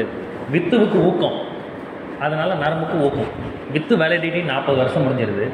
அந்த வித்துவில் தான் உயிர் ரீசார்ஜ் ஆகுது. அந்த உயிரோட எனர்ஜி தான் நரம்புகளுக்கு போகுது. நரம்புகள் 80,000 நரம்புகள் இருக்கிறாங்க. நரம்புகளுக்கு உள்ள உயிர் சக்தி ஊடுருவி நரம்புகளுக்கு பலத்தை கொடுக்குது. அந்த நரம்புகள் பலத்தை வச்சு தலையிலேருந்து கால் வரைக்கும் நம்ம ஆக்டிவாக செயல்படுறோம். இப்போ யோசிச்சு பாருங்கள், வித்து 40 வயசுக்கு மேலே உற்பத்தி தரமும் திறமும் குறைய ஆரம்பிக்குது. அப்போ அதுலேருந்து வரக்கூடிய 100 கோடி அணுக்கூட்டம் இருந்துச்சுன்னா அப்போ 98 கோடி 97 கோடின்னு ஆகும். அப்போ உயிர் அணுக்களுடைய எண்ணிக்கை, தேனீக்களோட எண்ணிக்கை குறைஞ்சிருதா? தேனீக்கள் எண்ணிக்கை குறைஞ்சா சேகரிக்கக்கூடிய தேன் அளவும் குறையத்தானே செய்யும். தேன் கூட்டுடைய வளம் குறையுமா இல்லையா? அப்போது வித்து இயற்கையாகவே கற்பூரம் சூடம் ஆவியாகிற மாதிரி 40 வயசுக்கு மேலே வித்து ஆவியாக தொடங்குது. அப்போ ஆட்டோமேட்டிக்காக என்ன ஆகுது? உயிர் அணுக்களுடைய எண்ணிக்கை குறைய ஆரம்பிச்சிருது. உயிர் அணுக்களுடைய நிறைய செறிவாக இருந்தால் தான் பலம். அதுலேருந்து நரம்புகள் ரீசார்ஜ் ஆகும். நரம்புகளுக்குள்ள ஊடுருவி உயிர் சக்தி தான் காந்த சக்தியை கொடுத்து நரம்புகளை இயக்குது. அப்போ அதுக்கு நரம்புகளுக்கு இன்கமிங் சப்ளை குறைஞ்சிருச்சு. அப்போ நரம்பு லூஸ் ஆக ஆரம்பிக்குது. நரம்பு லூஸ் ஆனவுடனே கட்டு குலையுது, முகத்தொங்குது. 80 வயசில் 40 வயசில் 100 கோடி விண் துகள்கள் இருந்துச்சு. காரணம் வித்து வலுவாக இருந்துச்சு. 80 வயசில் 50 கோடி ஆயிடுச்சு, பாதிக்கு பாதி ஆயிடுச்சு. அப்போ நரம்பு தளர்ச்சி வந்துருச்சு. நரம்பு தளர்ச்சி ஏன் வருதுன்னா, உங்கள் நரம்புகளுக்கு எனர்ஜி சார்ஜ், உயிர் தான் சார்ஜ். அந்த உயிருக்கு சார்ஜ் வித்து குறைஞ்சிருச்சு, உயிர் குறைஞ்சிருச்சு, நரம்பு குறைஞ்சிருச்சு, நரம்புடைய பலம் குறைஞ்சிருச்சு. இதான் அப்படி தொடர் விளைவு. அதை ஞாபகம் வச்சுக்கோங்க. வித்து தான் உயிருக்கு ரீசார்ஜ் பண்ணுது, உயிர் தான் நரம்புகளுக்கு ரீசார்ஜ் பண்ணுது. நரம்புகள் தான் 80,000 நரம்புகள் உடல் முழுக்க இருந்து கொண்டு உடலை இயக்கிக் கொண்டிருக்கிறது. அப்போ ஆட்டோமேட்டிக்காக அடுத்தடுத்த தொடர் விளைவுகள் தானே இதுதான். இப்படி என்ன ஆகும்? 80 வயசில் 90 வயசில் 100 வயசில் என்ன ஆகுது? உடம்புல இருக்கிற கற்பு சூடம் பூரா ஆவியாயிடுச்சு. 100 கோடி இருந்தது இப்போ வெறும் 20 கோடி 25 கோடி விண் துகள்கள் தான் உடம்புல இருக்குது.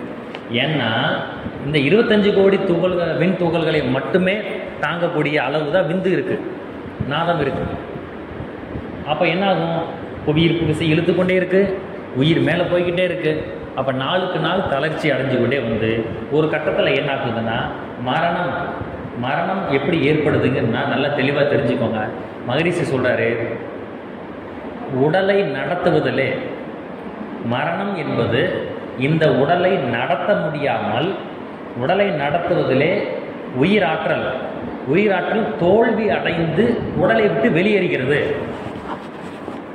இதை மறந்துடாதீங்க. ஸோ நான் அது திரும்பவும் சொல்கிறேன். இது நல்லா இந்த வரியை மகரிஷி சொன்ன புக்கில் இருக்குது. இந்த வரியை நல்லா மைண்டில் வச்சுக்கோங்க. மரணம்னா எப்படி நடக்குது? நீங்கள்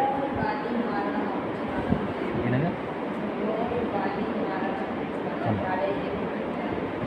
அது தனி. நோய் வழி மரணங்கிறது இப்போ நம்ம சொல்கிறது இயற்கை மரணத்தை மட்டும் சொல்கிறோம். என்ன நம்ம இறப்புக்கு பின் உயிரிழை பார்ப்போம், ஆக்சிடென்ட்டு, தற்கொலை, கொலை, அந்த மரணம் தனி. அதை இன்னொரு டாப்பிக்கில் பேசுகிறேன். இது இயற்கை மரணத்தை பற்றி சொல்கிறோம். இப்போ பொதுவாக ஒருத்தர் முதுமை இறந்து இறக்குறாரு. ஸோ 90 வயசில் ஒருத்தர் இறக்குறாரு. ஆக்சுவலி உண்மையாக மனிதனுடைய ஆயுள் காலம் எவ்வளவு? பரவாயில்ல, வெரி குட், எல்லோரும் தெரிஞ்சிருக்கீங்க. ஆனால் யார் அதை அச்சீவ் பண்ணுறோம்? இல்லை.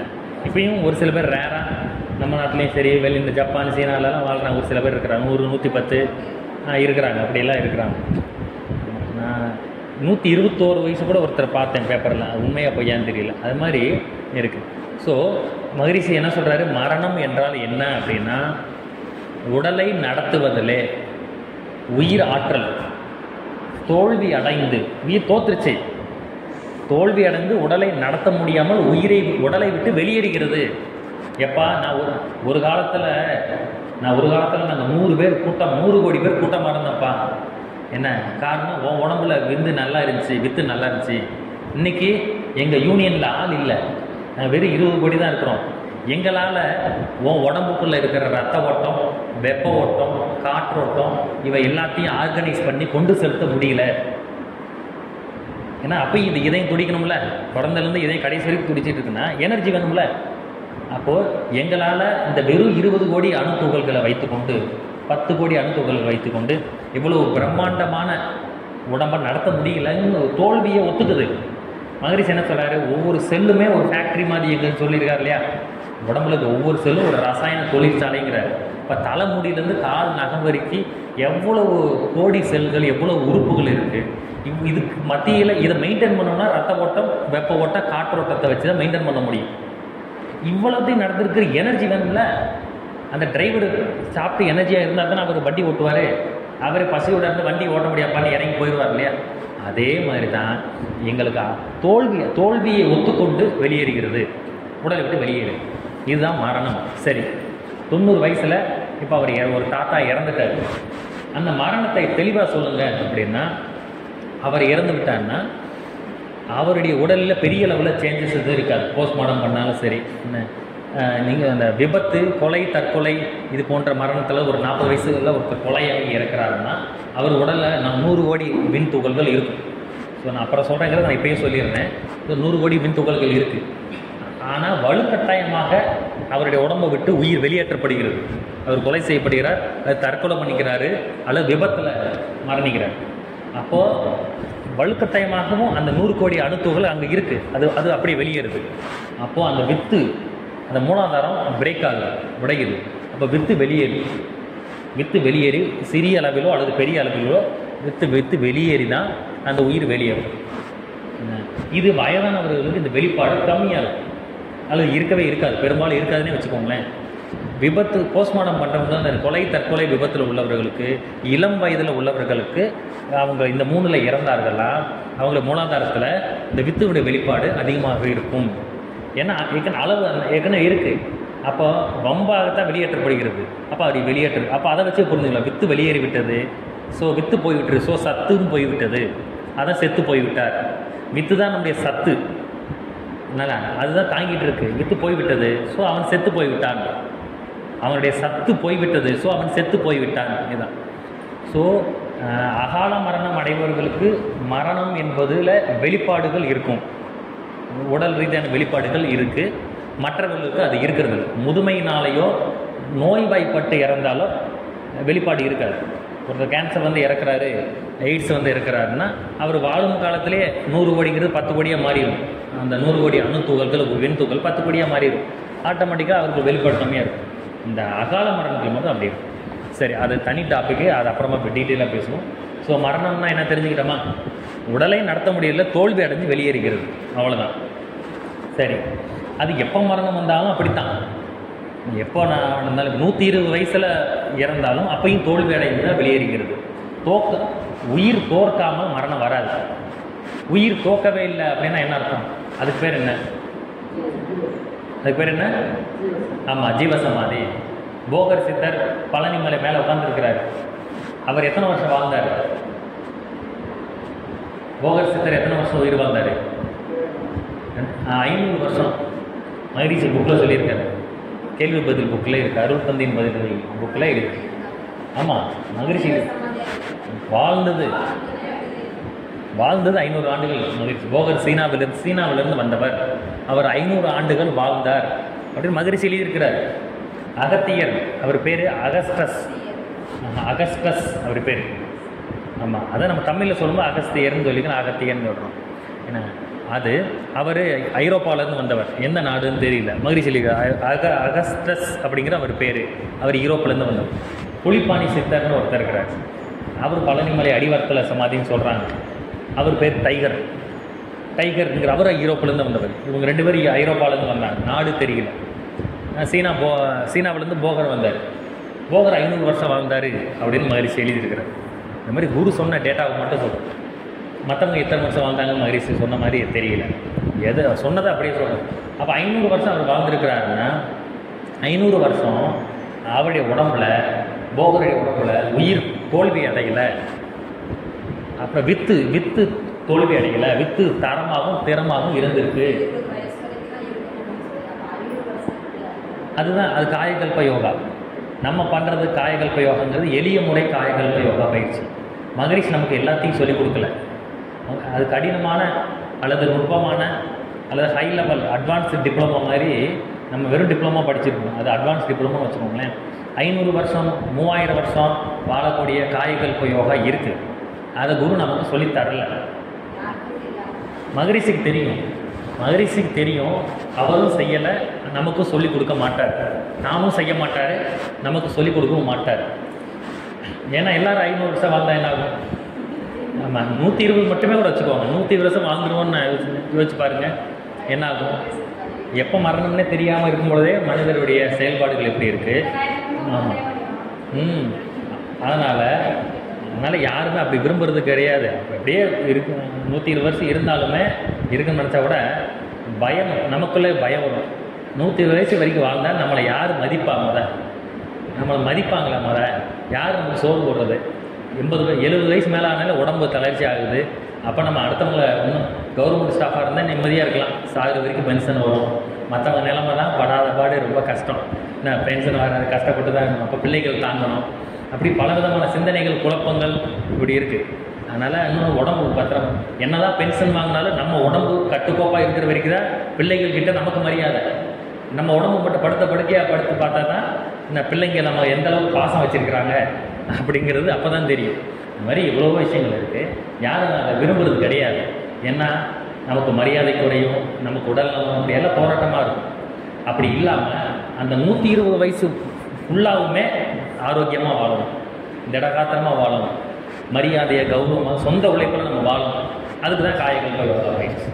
அதான் விருத்தரும் பாலராவார் மேனியும் சிவந்திடும் இந்த சித்தக்கவிதை. விருத்தர்னா வயதானவர்கள் பல ஆக்டிவாக இருப்பாங்க, அவங்களுக்கு கூண் விழாது. மகரிஷிக்கு கூண் விழுந்துச்சா நேரம் தான் நிமிந்து இருக்கிறார் இல்லையா? யோகா செய்யக்கூடிய யாருக்குமே கூண் விழாது. அப்போ குச்சி தேவையில்லை. அப்போ நம்ம சுய பலத்தில் நம்ம நிற்கிறோம். இப்படி கடைசி வரைக்கும் சுய பலமாக இருக்கணும். சரி, ஸோ இதை ஞாபகம் வச்சுக்கோங்க. ஸோ வித்து தான் எல்லாமாக இருக்குது. அந்த வித்து தான் உயிர் தான். அதனால தான் இப்போ இவ்வளோ நேரம் வித்துவை பற்றியே பேசிக்கிட்டு இருக்கோம்.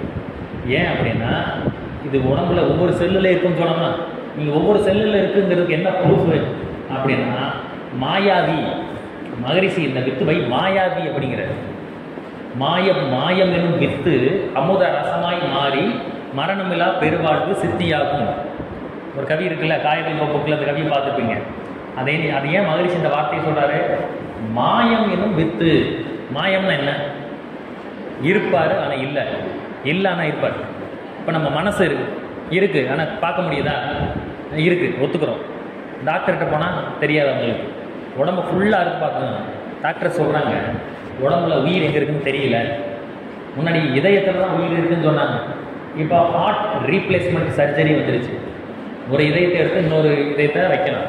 அப்போ உயிர் பற்றி சொல்ல முடியல அவங்களால, வேறு உயிர் வருது. உடம்பு ஃபுல்லாக அறுத்து பார்த்தாச்சு, உயிர் எங்கே இருக்குதுன்னு தெரியல, மனசு எங்கே இருக்குதுன்னு தெரியல, அறிவு எங்கே இருக்குதுன்னு தெரியல. ஆனால் இது எல்லாத்தையும் வச்சு தான் அறுத்து பார்க்குறாங்க. அதே மாதிரி தான் அதான் இதெல்லாம் நம்ம உணர்ந்து தான் தெரிந்து கொள்கிறோம். அதே போல் வித்துவுமே உடம்பு ஃபுல்லாக எல்லா இடத்துலையும் இருக்குது. அதை தான் அது மாயாவின்னு சொல்கிறார். மாயம் எனும் வித்து அமுத ரசமாய் மாறி அப்படிங்கிறார். அப்படின்னா என்ன அர்த்தம்? எல்லா இடத்துலையும் இருக்குதுன்னு அர்த்தம். இப்போ ஒரு மரம் இருக்குது. மரத்தினுடைய நம்முடைய கருமையம் மூலாதாரத்தில் இருக்குது. மரங்கள், செடி கொடிகள், மரங்கள் கருமை எங்கே இருக்குது? வேரில் இருக்குது, மணிவேர். மகிழ்ச்சி சொல்கிறாங்க விதையில் இருக்குது. மரங்களுடைய கருமையம் எங்கே இருக்குன்னா அதோடைய விதைகளில் இருக்குது.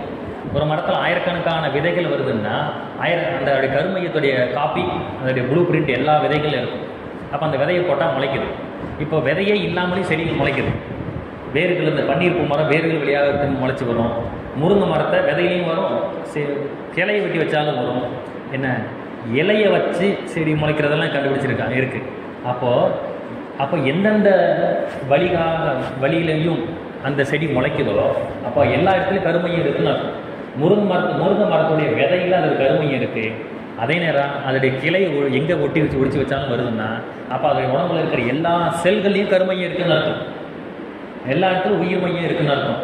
அதே போலத்தான் உடம்புல வித்துங்கிறது எல்லா இடத்துலையும் இருக்குது, ஆனால் கண்ணுக்கு தெரியாது. அதுதான் மாயம் எனும் வித்து. மூணு விஷயங்களை மகரிஷி மாயாவி அப்படிங்கிறார். என்னன்னா, ஒன்று சுத்தவெளி, ரெண்டாவது காந்தம், மூணாவது விந்துனால் அதாவது வித்து. சுத்தவெளி அவர் எங்கே இருக்கிறாரு? அவர் மாயம் தான், மாயப்பொருள் தானே. இந்த பிரபஞ்சத்தை எல்லாம் கடந்து அப்பால் செல்கிறோம். அப்போ நம்ம நினைச்சிட்டு இருக்கோம் நம்ம இங்கே உட்காந்துருக்கோம்.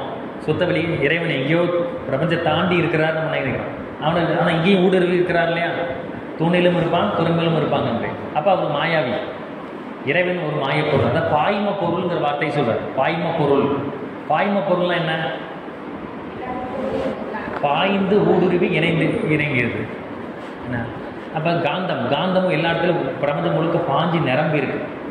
அதே போல் வித்துவுமே உடம்புல எல்லா இடத்துலையும் பாய்ந்து நிரம்பி இருக்கிறது. அதை மாயம் எனும் வித்து அப்படின்னு எழுதியிருப்பார்.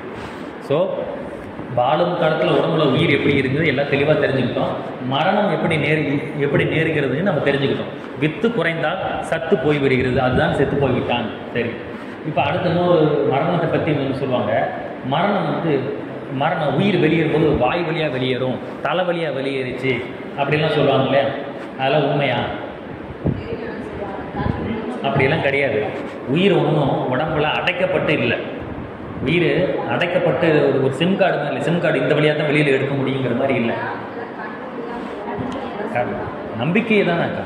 அதாவது யாருக்கு உயிரை பற்றி என்ன தெரியும்? எல்லாருக்கும் அப்படித்தான்.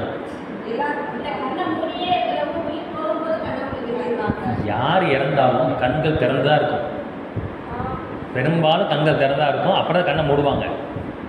நீங்கள் சொல்கிறது ரொம்ப ரேராக இருக்கும். பெரும்பாலும் பார்த்தீங்கன்னா கண்கள் பாதியாகவோ அல்லது முழுசாகவே திறந்தா இருக்கும். நானும் பார்த்துருக்கிறேன் பல இடங்களில்.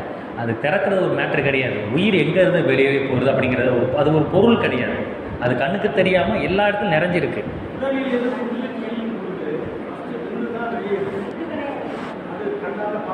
அதை சொல்லிட்டோம். ஆமாம், அதான் பேச நம்ம சொல்லிட்டோம்.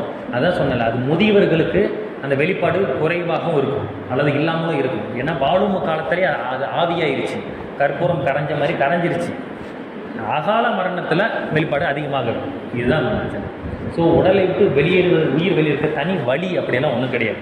அதுவே கண்ணுக்கு தெரியாது. காற்று உடம்பு விட்டு எல்லா இடத்துலையும் வெளியேற முடியும் இல்லையா? அது போல தான் உயிர். அது ஒரு கூட்டம், அது மொத்தமாக வெளியேறிக்கும், அவ்வளோதான். மற்றபடி இதுதான் மரணம் அப்படிங்கிறது. ஸோ இப்போ தான் நம்ம சப்ஜெக்டில் உள்ளேயே போக போகிறோம். எது? பிறப்புக்கு முன் உயிரின் நிலை. அதை எழுதிக்கோங்க தலைப்பு. இப்போ பிறப்புக்கு முன் உயிரின் நிலை, life before birth. Life before birth, பிறப்புக்கு முன் உயிரின் நிலை. சரி, இப்போ சொல்லுங்கள், நாம் பிறக்கிறதுக்கு முன்னாடி நம்ம எங்கே இருந்தோம்? நான் பிறக்க முன்னாடி ஆமாம், நம்முடைய தாய் தந்தையராக நாம் இருந்தோம் அப்படிங்கிறது. இதுதான் முற்பிறவி அப்படின்னு மகரிஷி சொல்கிறாங்க. நம்மளும் குரு சொன்னதை நம்மளும் சொல்கிறோம். அது உண்மை தான். ஆனால் பொதுவாக சமுதாயத்தில் எப்படி இருக்குது? பூர்வ ஜென்மம், போன ஜென்மம் அப்படி சொல்லி நான் அந்த இடத்துல நீ எப்படி பிறந்த, அப்படி வாழ்ந்தோம், குதிரையாக இருந்த, பசுவாக இருந்த, அப்படியெல்லாம் சொல்கிறாங்களே. புராண கதைகளும் இருக்கு இல்லையா? அது உண்மையாக பொய்யா? நம்ம பொய்ன்னு இங்கே உட்காந்து சொல்லுவோம். ஆனால் இது நீங்கள் ஒரு ஜோதிடம் பார்க்க போகிறீங்க, ஜோசியர் சொன்னார்னா நீங்கள் மறுத்துட்ட சொல்வீங்க. இல்லை நான் எங்கள் அப்பா அம்மா தான் அப்படியா, ஒருவேளை உண்மையாக இருக்குமோ அப்படின்னு தான் நம்பிட்டு வருவீங்க. எல்லாம் மன்றத்தில் உட்காரதுனால நம்ம இந்த இடத்த மதித்து நம்ம சொல்கிறோம். நம்ம இடம் மாறும்பொழுது நம்ம பேச்சு மாறும். அதனால் ஒரு நாடி ஜோதிடம் பார்க்க போகிறீங்க அப்படின்னா, அகத்தியர் நாடி ஜோதிடம் அப்படின்னு வைத்தியத்தில் கோயில் போனால் அதை பார்த்துட்டு, ஓ நீ அப்படிங்கிறது அந்த ராஜாவாக இருந்தால் அப்படியெல்லாம் வரும், அப்படியா அப்படின்னு. அப்படிலாம் எதுவுமே கிடையாது.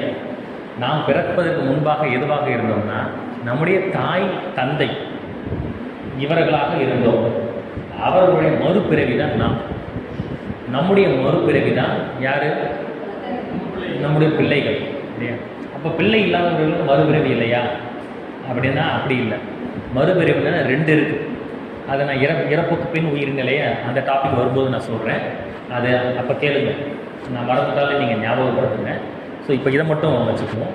ஸோ நம்முடைய முன் ஜென்மம் அப்படிங்கிறது நம்முடைய தாய் தந்தையை மட்டும்தான். இதை மகரிஷி ஒரு கவியில் சொல்கிறாங்க, உடலதனை விளைவித்த நாத விந்து. இப்போ நம்ம உடம்பு இதை விளைவிச்சது யார்? தாய் தந்தையர். உடலதனை விளைவித்த நாத விந்து, அதனை உதிர்த்தவரே எவருக்கும் முற்பிறவியாம். உடலதனை விளைவித்த நாத விந்து, அதனை உதிர்த்தவரே, கேட்குதா? உதிர்த்தவர், அதை உதிர்த்தவரே அவர் அதற்கு முன்பிறவியாம். உடலுக்கு பின் பிறவி பெற்ற மக்கள். உடலுக்கு பின் பிறவி பெற்ற மக்கள். இது பெரிய கவி, 3 வரி மட்டும் சொல்லியிருக்கேன். என்ன? ஸோ திரும்ப சொல்கிறேன், உடல் இதுக்கு என்ன அர்த்தம்? இந்த கவிக்கு விளக்கம் சொல்லுங்கள்.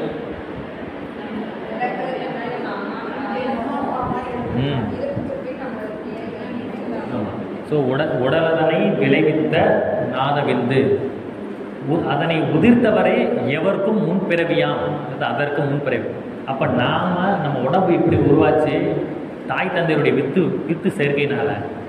அதை அதை அவர்கள் ஆமாம் இதுவா நம்முடைய உடலை விளைவித்தது அவர்களுடைய வித்து. அப்போ இதை யார் நமக்காக உதிர்த்தவர்கள் அவர்கள். அதை உதிர்த்தவர்கிற வார்த்தை மகிழ்ச்சி எவ்வளோ ஆழமாக பயன்படுத்தியிருக்கிறாங்கன்னு நீங்கள் சிந்தித்து தெரிஞ்சுக்கோங்க. அவங்க தான் நம்முடைய முன்பிறவி, உடலுக்கு பின்பிறவி பெற்ற மக்கள், இவ்வளோதான். அப்போ போன ஜென்மத்தில் கதைகள் எல்லாம் சொல்கிறாங்களே, அது உண்மையாக பொய்யான பொய் தான், அவ்வளவும் கட்டுக்கதைகள் தான். ஒரு சில மகன்களும் ஆன்மீகத்தில் உள்ளவங்களே சொல்கிறாங்க, நான் போன ஜென்மத்தில் இந்த ஒரு சித்தராக இருந்தேன், இந்த பாபாவாக இருந்தேன், என்னுடைய போன ஜென்மம் ஊட்டியில் சர்க்குருவாக இருந்தேன்னு ஒருத்தர் சொல்கிறார். நம்ம கேள்விப்பட்டிருப்பீங்க. வேறு சில ஆன்மீக அமைப்புகளுடைய தலைவர்கள் சொல்கிறாங்க, போன ஜென்மத்தில் என்னுடைய முன்பிறவி ஊட்டியில் சத்குரு அப்படின்னு ஒருத்தன் தரான். சத்குரு அவர் பேர் சத்குரு மௌன யோகின்னு சொல்கிறாங்க, மறந்துடுச்சு. ஆனால் அதுதான் என்னுடைய முன்பிறவி, அதுக்கு முன்னாடி நான் இன்னொரு சித்தராக இருந்தேன் அப்படிங்கிறாங்க. அப்படியெல்லாம் யாரும் பிறக்கவெல்லாம் முடியாது. அப்படி சொல்கிறவங்களுடைய அப்பா அம்மா தான் அவங்களுடைய முன்பிறவி, வேறு எதுவுமே கிடையாது. இதை எப்படி நம்புறது? இப்போ இந்த தோட்டத்தில் நம்ம நிறைய மரங்களை பார்க்கணும். இப்போ இந்த ஒரு தென்னை மரத்தை பார்க்கணும். அந்த தென்னை மரத்தில் ஒரு தேங்காய் வருது. அந்த தேங்காயை நம்ம முளைக்க போடுறோம். இப்போ முளைச்ச உடனே இப்போ ஒரு தென்னங்கன்று உற்பத்தி ஆகுது. இப்போ அந்த தென்னங்கன்று இப்போ ஒரு 6 மாத கன்று வளர்ந்துருக்கு. இப்போ தாய் மரம் பக்கத்தில் இருக்குது. கேட்குதா? கவனிக்கிறீங்களா? ஆமாம். இது தூக்கம் வருதா? ஆமாம். அப்பப்போ கேள்வி கேட்டால் தூக்கம் வராமல் இருக்குன்னு நம்பி தான் நான் கேட்டுட்டு இருக்கேன். தூக்கம் வருதா? ஆமாம்.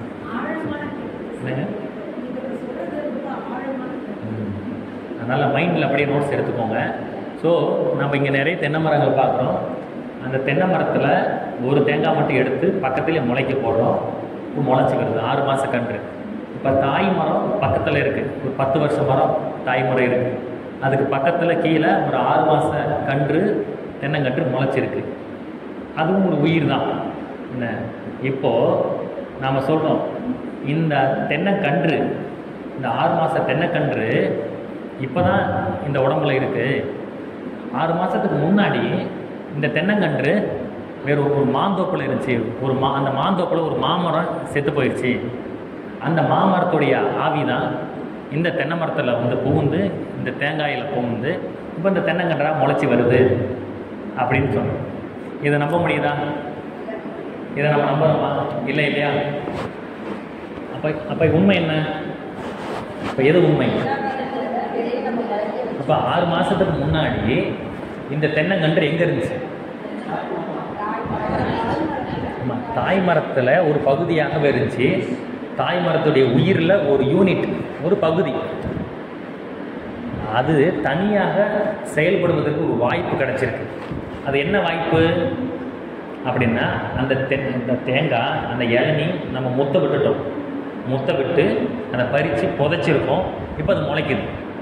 அதை முத்த விடாமல் நம்ம இளநியை விட்டு குடிச்சிருந்தா அது பிறந்திருக்காது. அது ஒரு ஆற்றல் வான்காந்தத்திலே கலைஞ்சது, அவ்வளோதான். அல்லது அந்த ஆற்றல் நம்ம உடம்புக்கு வருது.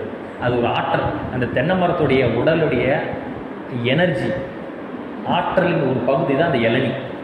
தென்னை மரம் தேங்காய் இளநீ குடித்தா நமக்கு அப்படியே ஆக்டிவாக இருக்குது, நல்லா கொஞ்சம் நல்லா சுறுசுறுப்பாக இருக்குது, நல்லா ஒரு எனர்ஜெட்டிக்காக இருக்குது ஃபீல் பண்ணால் என்ன அர்த்தம்? அந்த எனர்ஜி எங்கேருந்து வந்துச்சு? அந்த தென்னை மரத்தோட எனர்ஜி, தென்னை மரத்தோட உயிர். தென்னை மரத்துடைய உயிரை ஒரு பகுதியை வெட்டி எடுத்து நம்ம உயிராக மாற்றிக்கிறோம். ஏன்னா எல்லாமே அணுக்கூட்டம் தானே. அண்டத்தில் உள்ளது அணுக்கூட்டம். அது தென்னை மரத்துலேயும் அணுக்கூட்டம் தான் இருக்குது. நம்ம கடை அணுக்கூட்டமாக இருக்கு இல்லையா? அங்கேருந்த உயிர் இப்போ இளநீ குடித்த மூலமாக நம்ம உயிராக வந்துருச்சு, அவ்வளோதான். ஆனால் அப்போது அது மறுபிறவி இருக்கிறதுக்கு நம்ம வாய்ப்பு கொடுக்கல அந்த தென்னை மரம். இப்போ ஒரு தேங்காய் மட்டும் முத்த விட்டு இப்போ முளைச்சுன்னா இப்போ 6 மாதம் கண்ணா வந்துருச்சு. அப்போது 6 மாதத்துக்கு முன்னாடி தாய் மரத்துடைய ஒரு பகுதியாக இருந்துச்சு. அப்போ அது செயல்படும் நிலையில் இல்லை. அது ஒரு பார்ட்டாக அதோட மெர்ஜாகியே இருந்துச்சு. தென்னை தாய் மரத்தில் கலந்தே இருந்துச்சு. இப்போ பிரிஞ்சு எங்களுக்கு ஒரு வாய்ப்பு கொடுத்துருக்கு, அவ்வளோதான். இதே போல தான் நாம் பிறக்கிறதுக்கு முன்னாடி நம்முடைய அப்பா, நம்ம அம்மா உயிரில் ஒரு பகுதியாகவே இருந்தோம். அவர்கள் தங்களுடைய வித்துவை உதிர்த்ததுனால நாம் செயல்படுவதற்கு ஒரு வாய்ப்பை கொடுத்துருக்குறாங்க. அப்போ அந்த தேங்காய்க்கு உள்ளே இருக்கிற அறிவு என்ன பண்ணுது? ஓ, இது நம்மளை முத்த விட்டுடுச்சு, இவங்க இந்த தோட்ட ஓனர் நம்மளை முத்த விட்டுட்டாரு, ஸோ நமக்கு இப்போ மண்ணுக்குள்ளே வேறு புதைஞ்சிருக்கோம், நமக்கு தண்ணி வேறு கிடைக்குது, அப்போ பஞ்சபூதம் சூரிய வெளிச்சம் இருக்குது, ஸோ இப்போ நம்ம முளைச்சி வருவோம் அப்படின்னு அந்த தேங்காய்க்கு உள்ளே இருக்கிற இயற்கை அறிவு செயல்பட ஆரம்பிக்குது. அதுக்கு முன்னாடி வரைக்கும் அதுக்கு தென்னை மரத்தில் இருக்கும்போது அந்த அறிவு செயல்படுவதற்கு வாய்ப்பு கொடுக்கல. இப்போ வாய்ப்பு கொடுத்தோம் முளைக்குது. ஸோ இதே தான் நாம் பிறப்பதற்கு முன்னாடி நம்முடைய அப்பா உடலிலே விந்துவாகவும் அம்மா உடலிலே நாதமாகவும் இருந்தோம். அவர்கள் இதே போல் சாப்பிட்டு அவருடைய உடலிலே வித்து உற்பத்தியாகி மூளையில் தேங்கி மூலாதாரத்தில் வந்து ஸ்டோர் ஆகி அவங்களுடைய உடம்புல அவங்களுடைய உயிர் இயங்கி கொண்டு இருந்துச்சு. இப்படி ஒரு வாய்ப்பு கொடுத்த உடனே விந்துவும் நாதமும் சேரும் பொழுது ரெண்டு சேர்ந்த உடனே அதுக்குள்ளே இருக்க அறிவு வேலை செய்ய ஆரம்பிக்கும். இயற்கை அறிவு வேலை செஞ்சு உடனே உடம்பை கட்டுது. அம்மாவுடைய உடலில் தாய் வயிற்றிலேருந்து உடலை கட்டி கொண்டு அம்மா சாப்பிடக்கூடிய உணவில் இருந்த எனர்ஜியை கட்டி கொண்டு தன்னுடைய சுய அறிவை பயன்படுத்தி கை, காது, மூக்கு, கண்ணு, காது எல்லாத்தையும் உருவாக்கி வெளியில். இவ்வளோ தான். அப்போது இதுதான், வேறு ஒன்றுமே கிடையாது. எப்படி ஒரு மாந்தோப்பில் இருக்கிற மாமரம் தான் தென்னை மரமாக வந்துச்சுன்னு ஒத்துக்க மாட்டோமோ, அதேபோல் தென்னை மரத்தில் இருக்கிறது தான் மாந்தோப்புக்கு போகுதுன்னு ஒத்துக்க மாட்டோமோ, இதே போலத்தான் நம்முடைய உயிரும். நான் பிறப்பதற்கு முன்னாடி வேறு குடும்பத்திலேருந்து நாம் வரல, வேறு ஆடு மாடு கூட இறந்து நாம வரல, ஒரு மாடு குதிரை இறந்துருச்சு இப்படி வந்தோம், சிங்கம் பொடி இறந்து வந்தோம், எதுவுமே கிடையாது. ஒரிஜினலில் இருக்கிறது தான் ஜெராக்ஸில் வரும். அதே போல் அப்பா அம்மா கிட்டேருந்து நம்ம வந்திருக்கோம், வேறு ஒன்றுமே கிடையாது. அப்போனா ஏன் இந்த கதைகளெல்லாம் சொல்கிறாங்க? அந்த போன ஜென்மத்தில் அப்படி இருந்தோம் அப்படின்னு. இது எல்லாமே மக்களுக்கு அறிவு வளர்ச்சி கம்மியாக இருந்த பொழுது கொடுக்கப்பட்ட ஒரு போதனைகள், ஆசை காட்டுவதற்காகவும் அவங்களை ஒழுங்குபடுத்துவதற்காகவும் கொடுக்கப்பட்ட கதைகள்.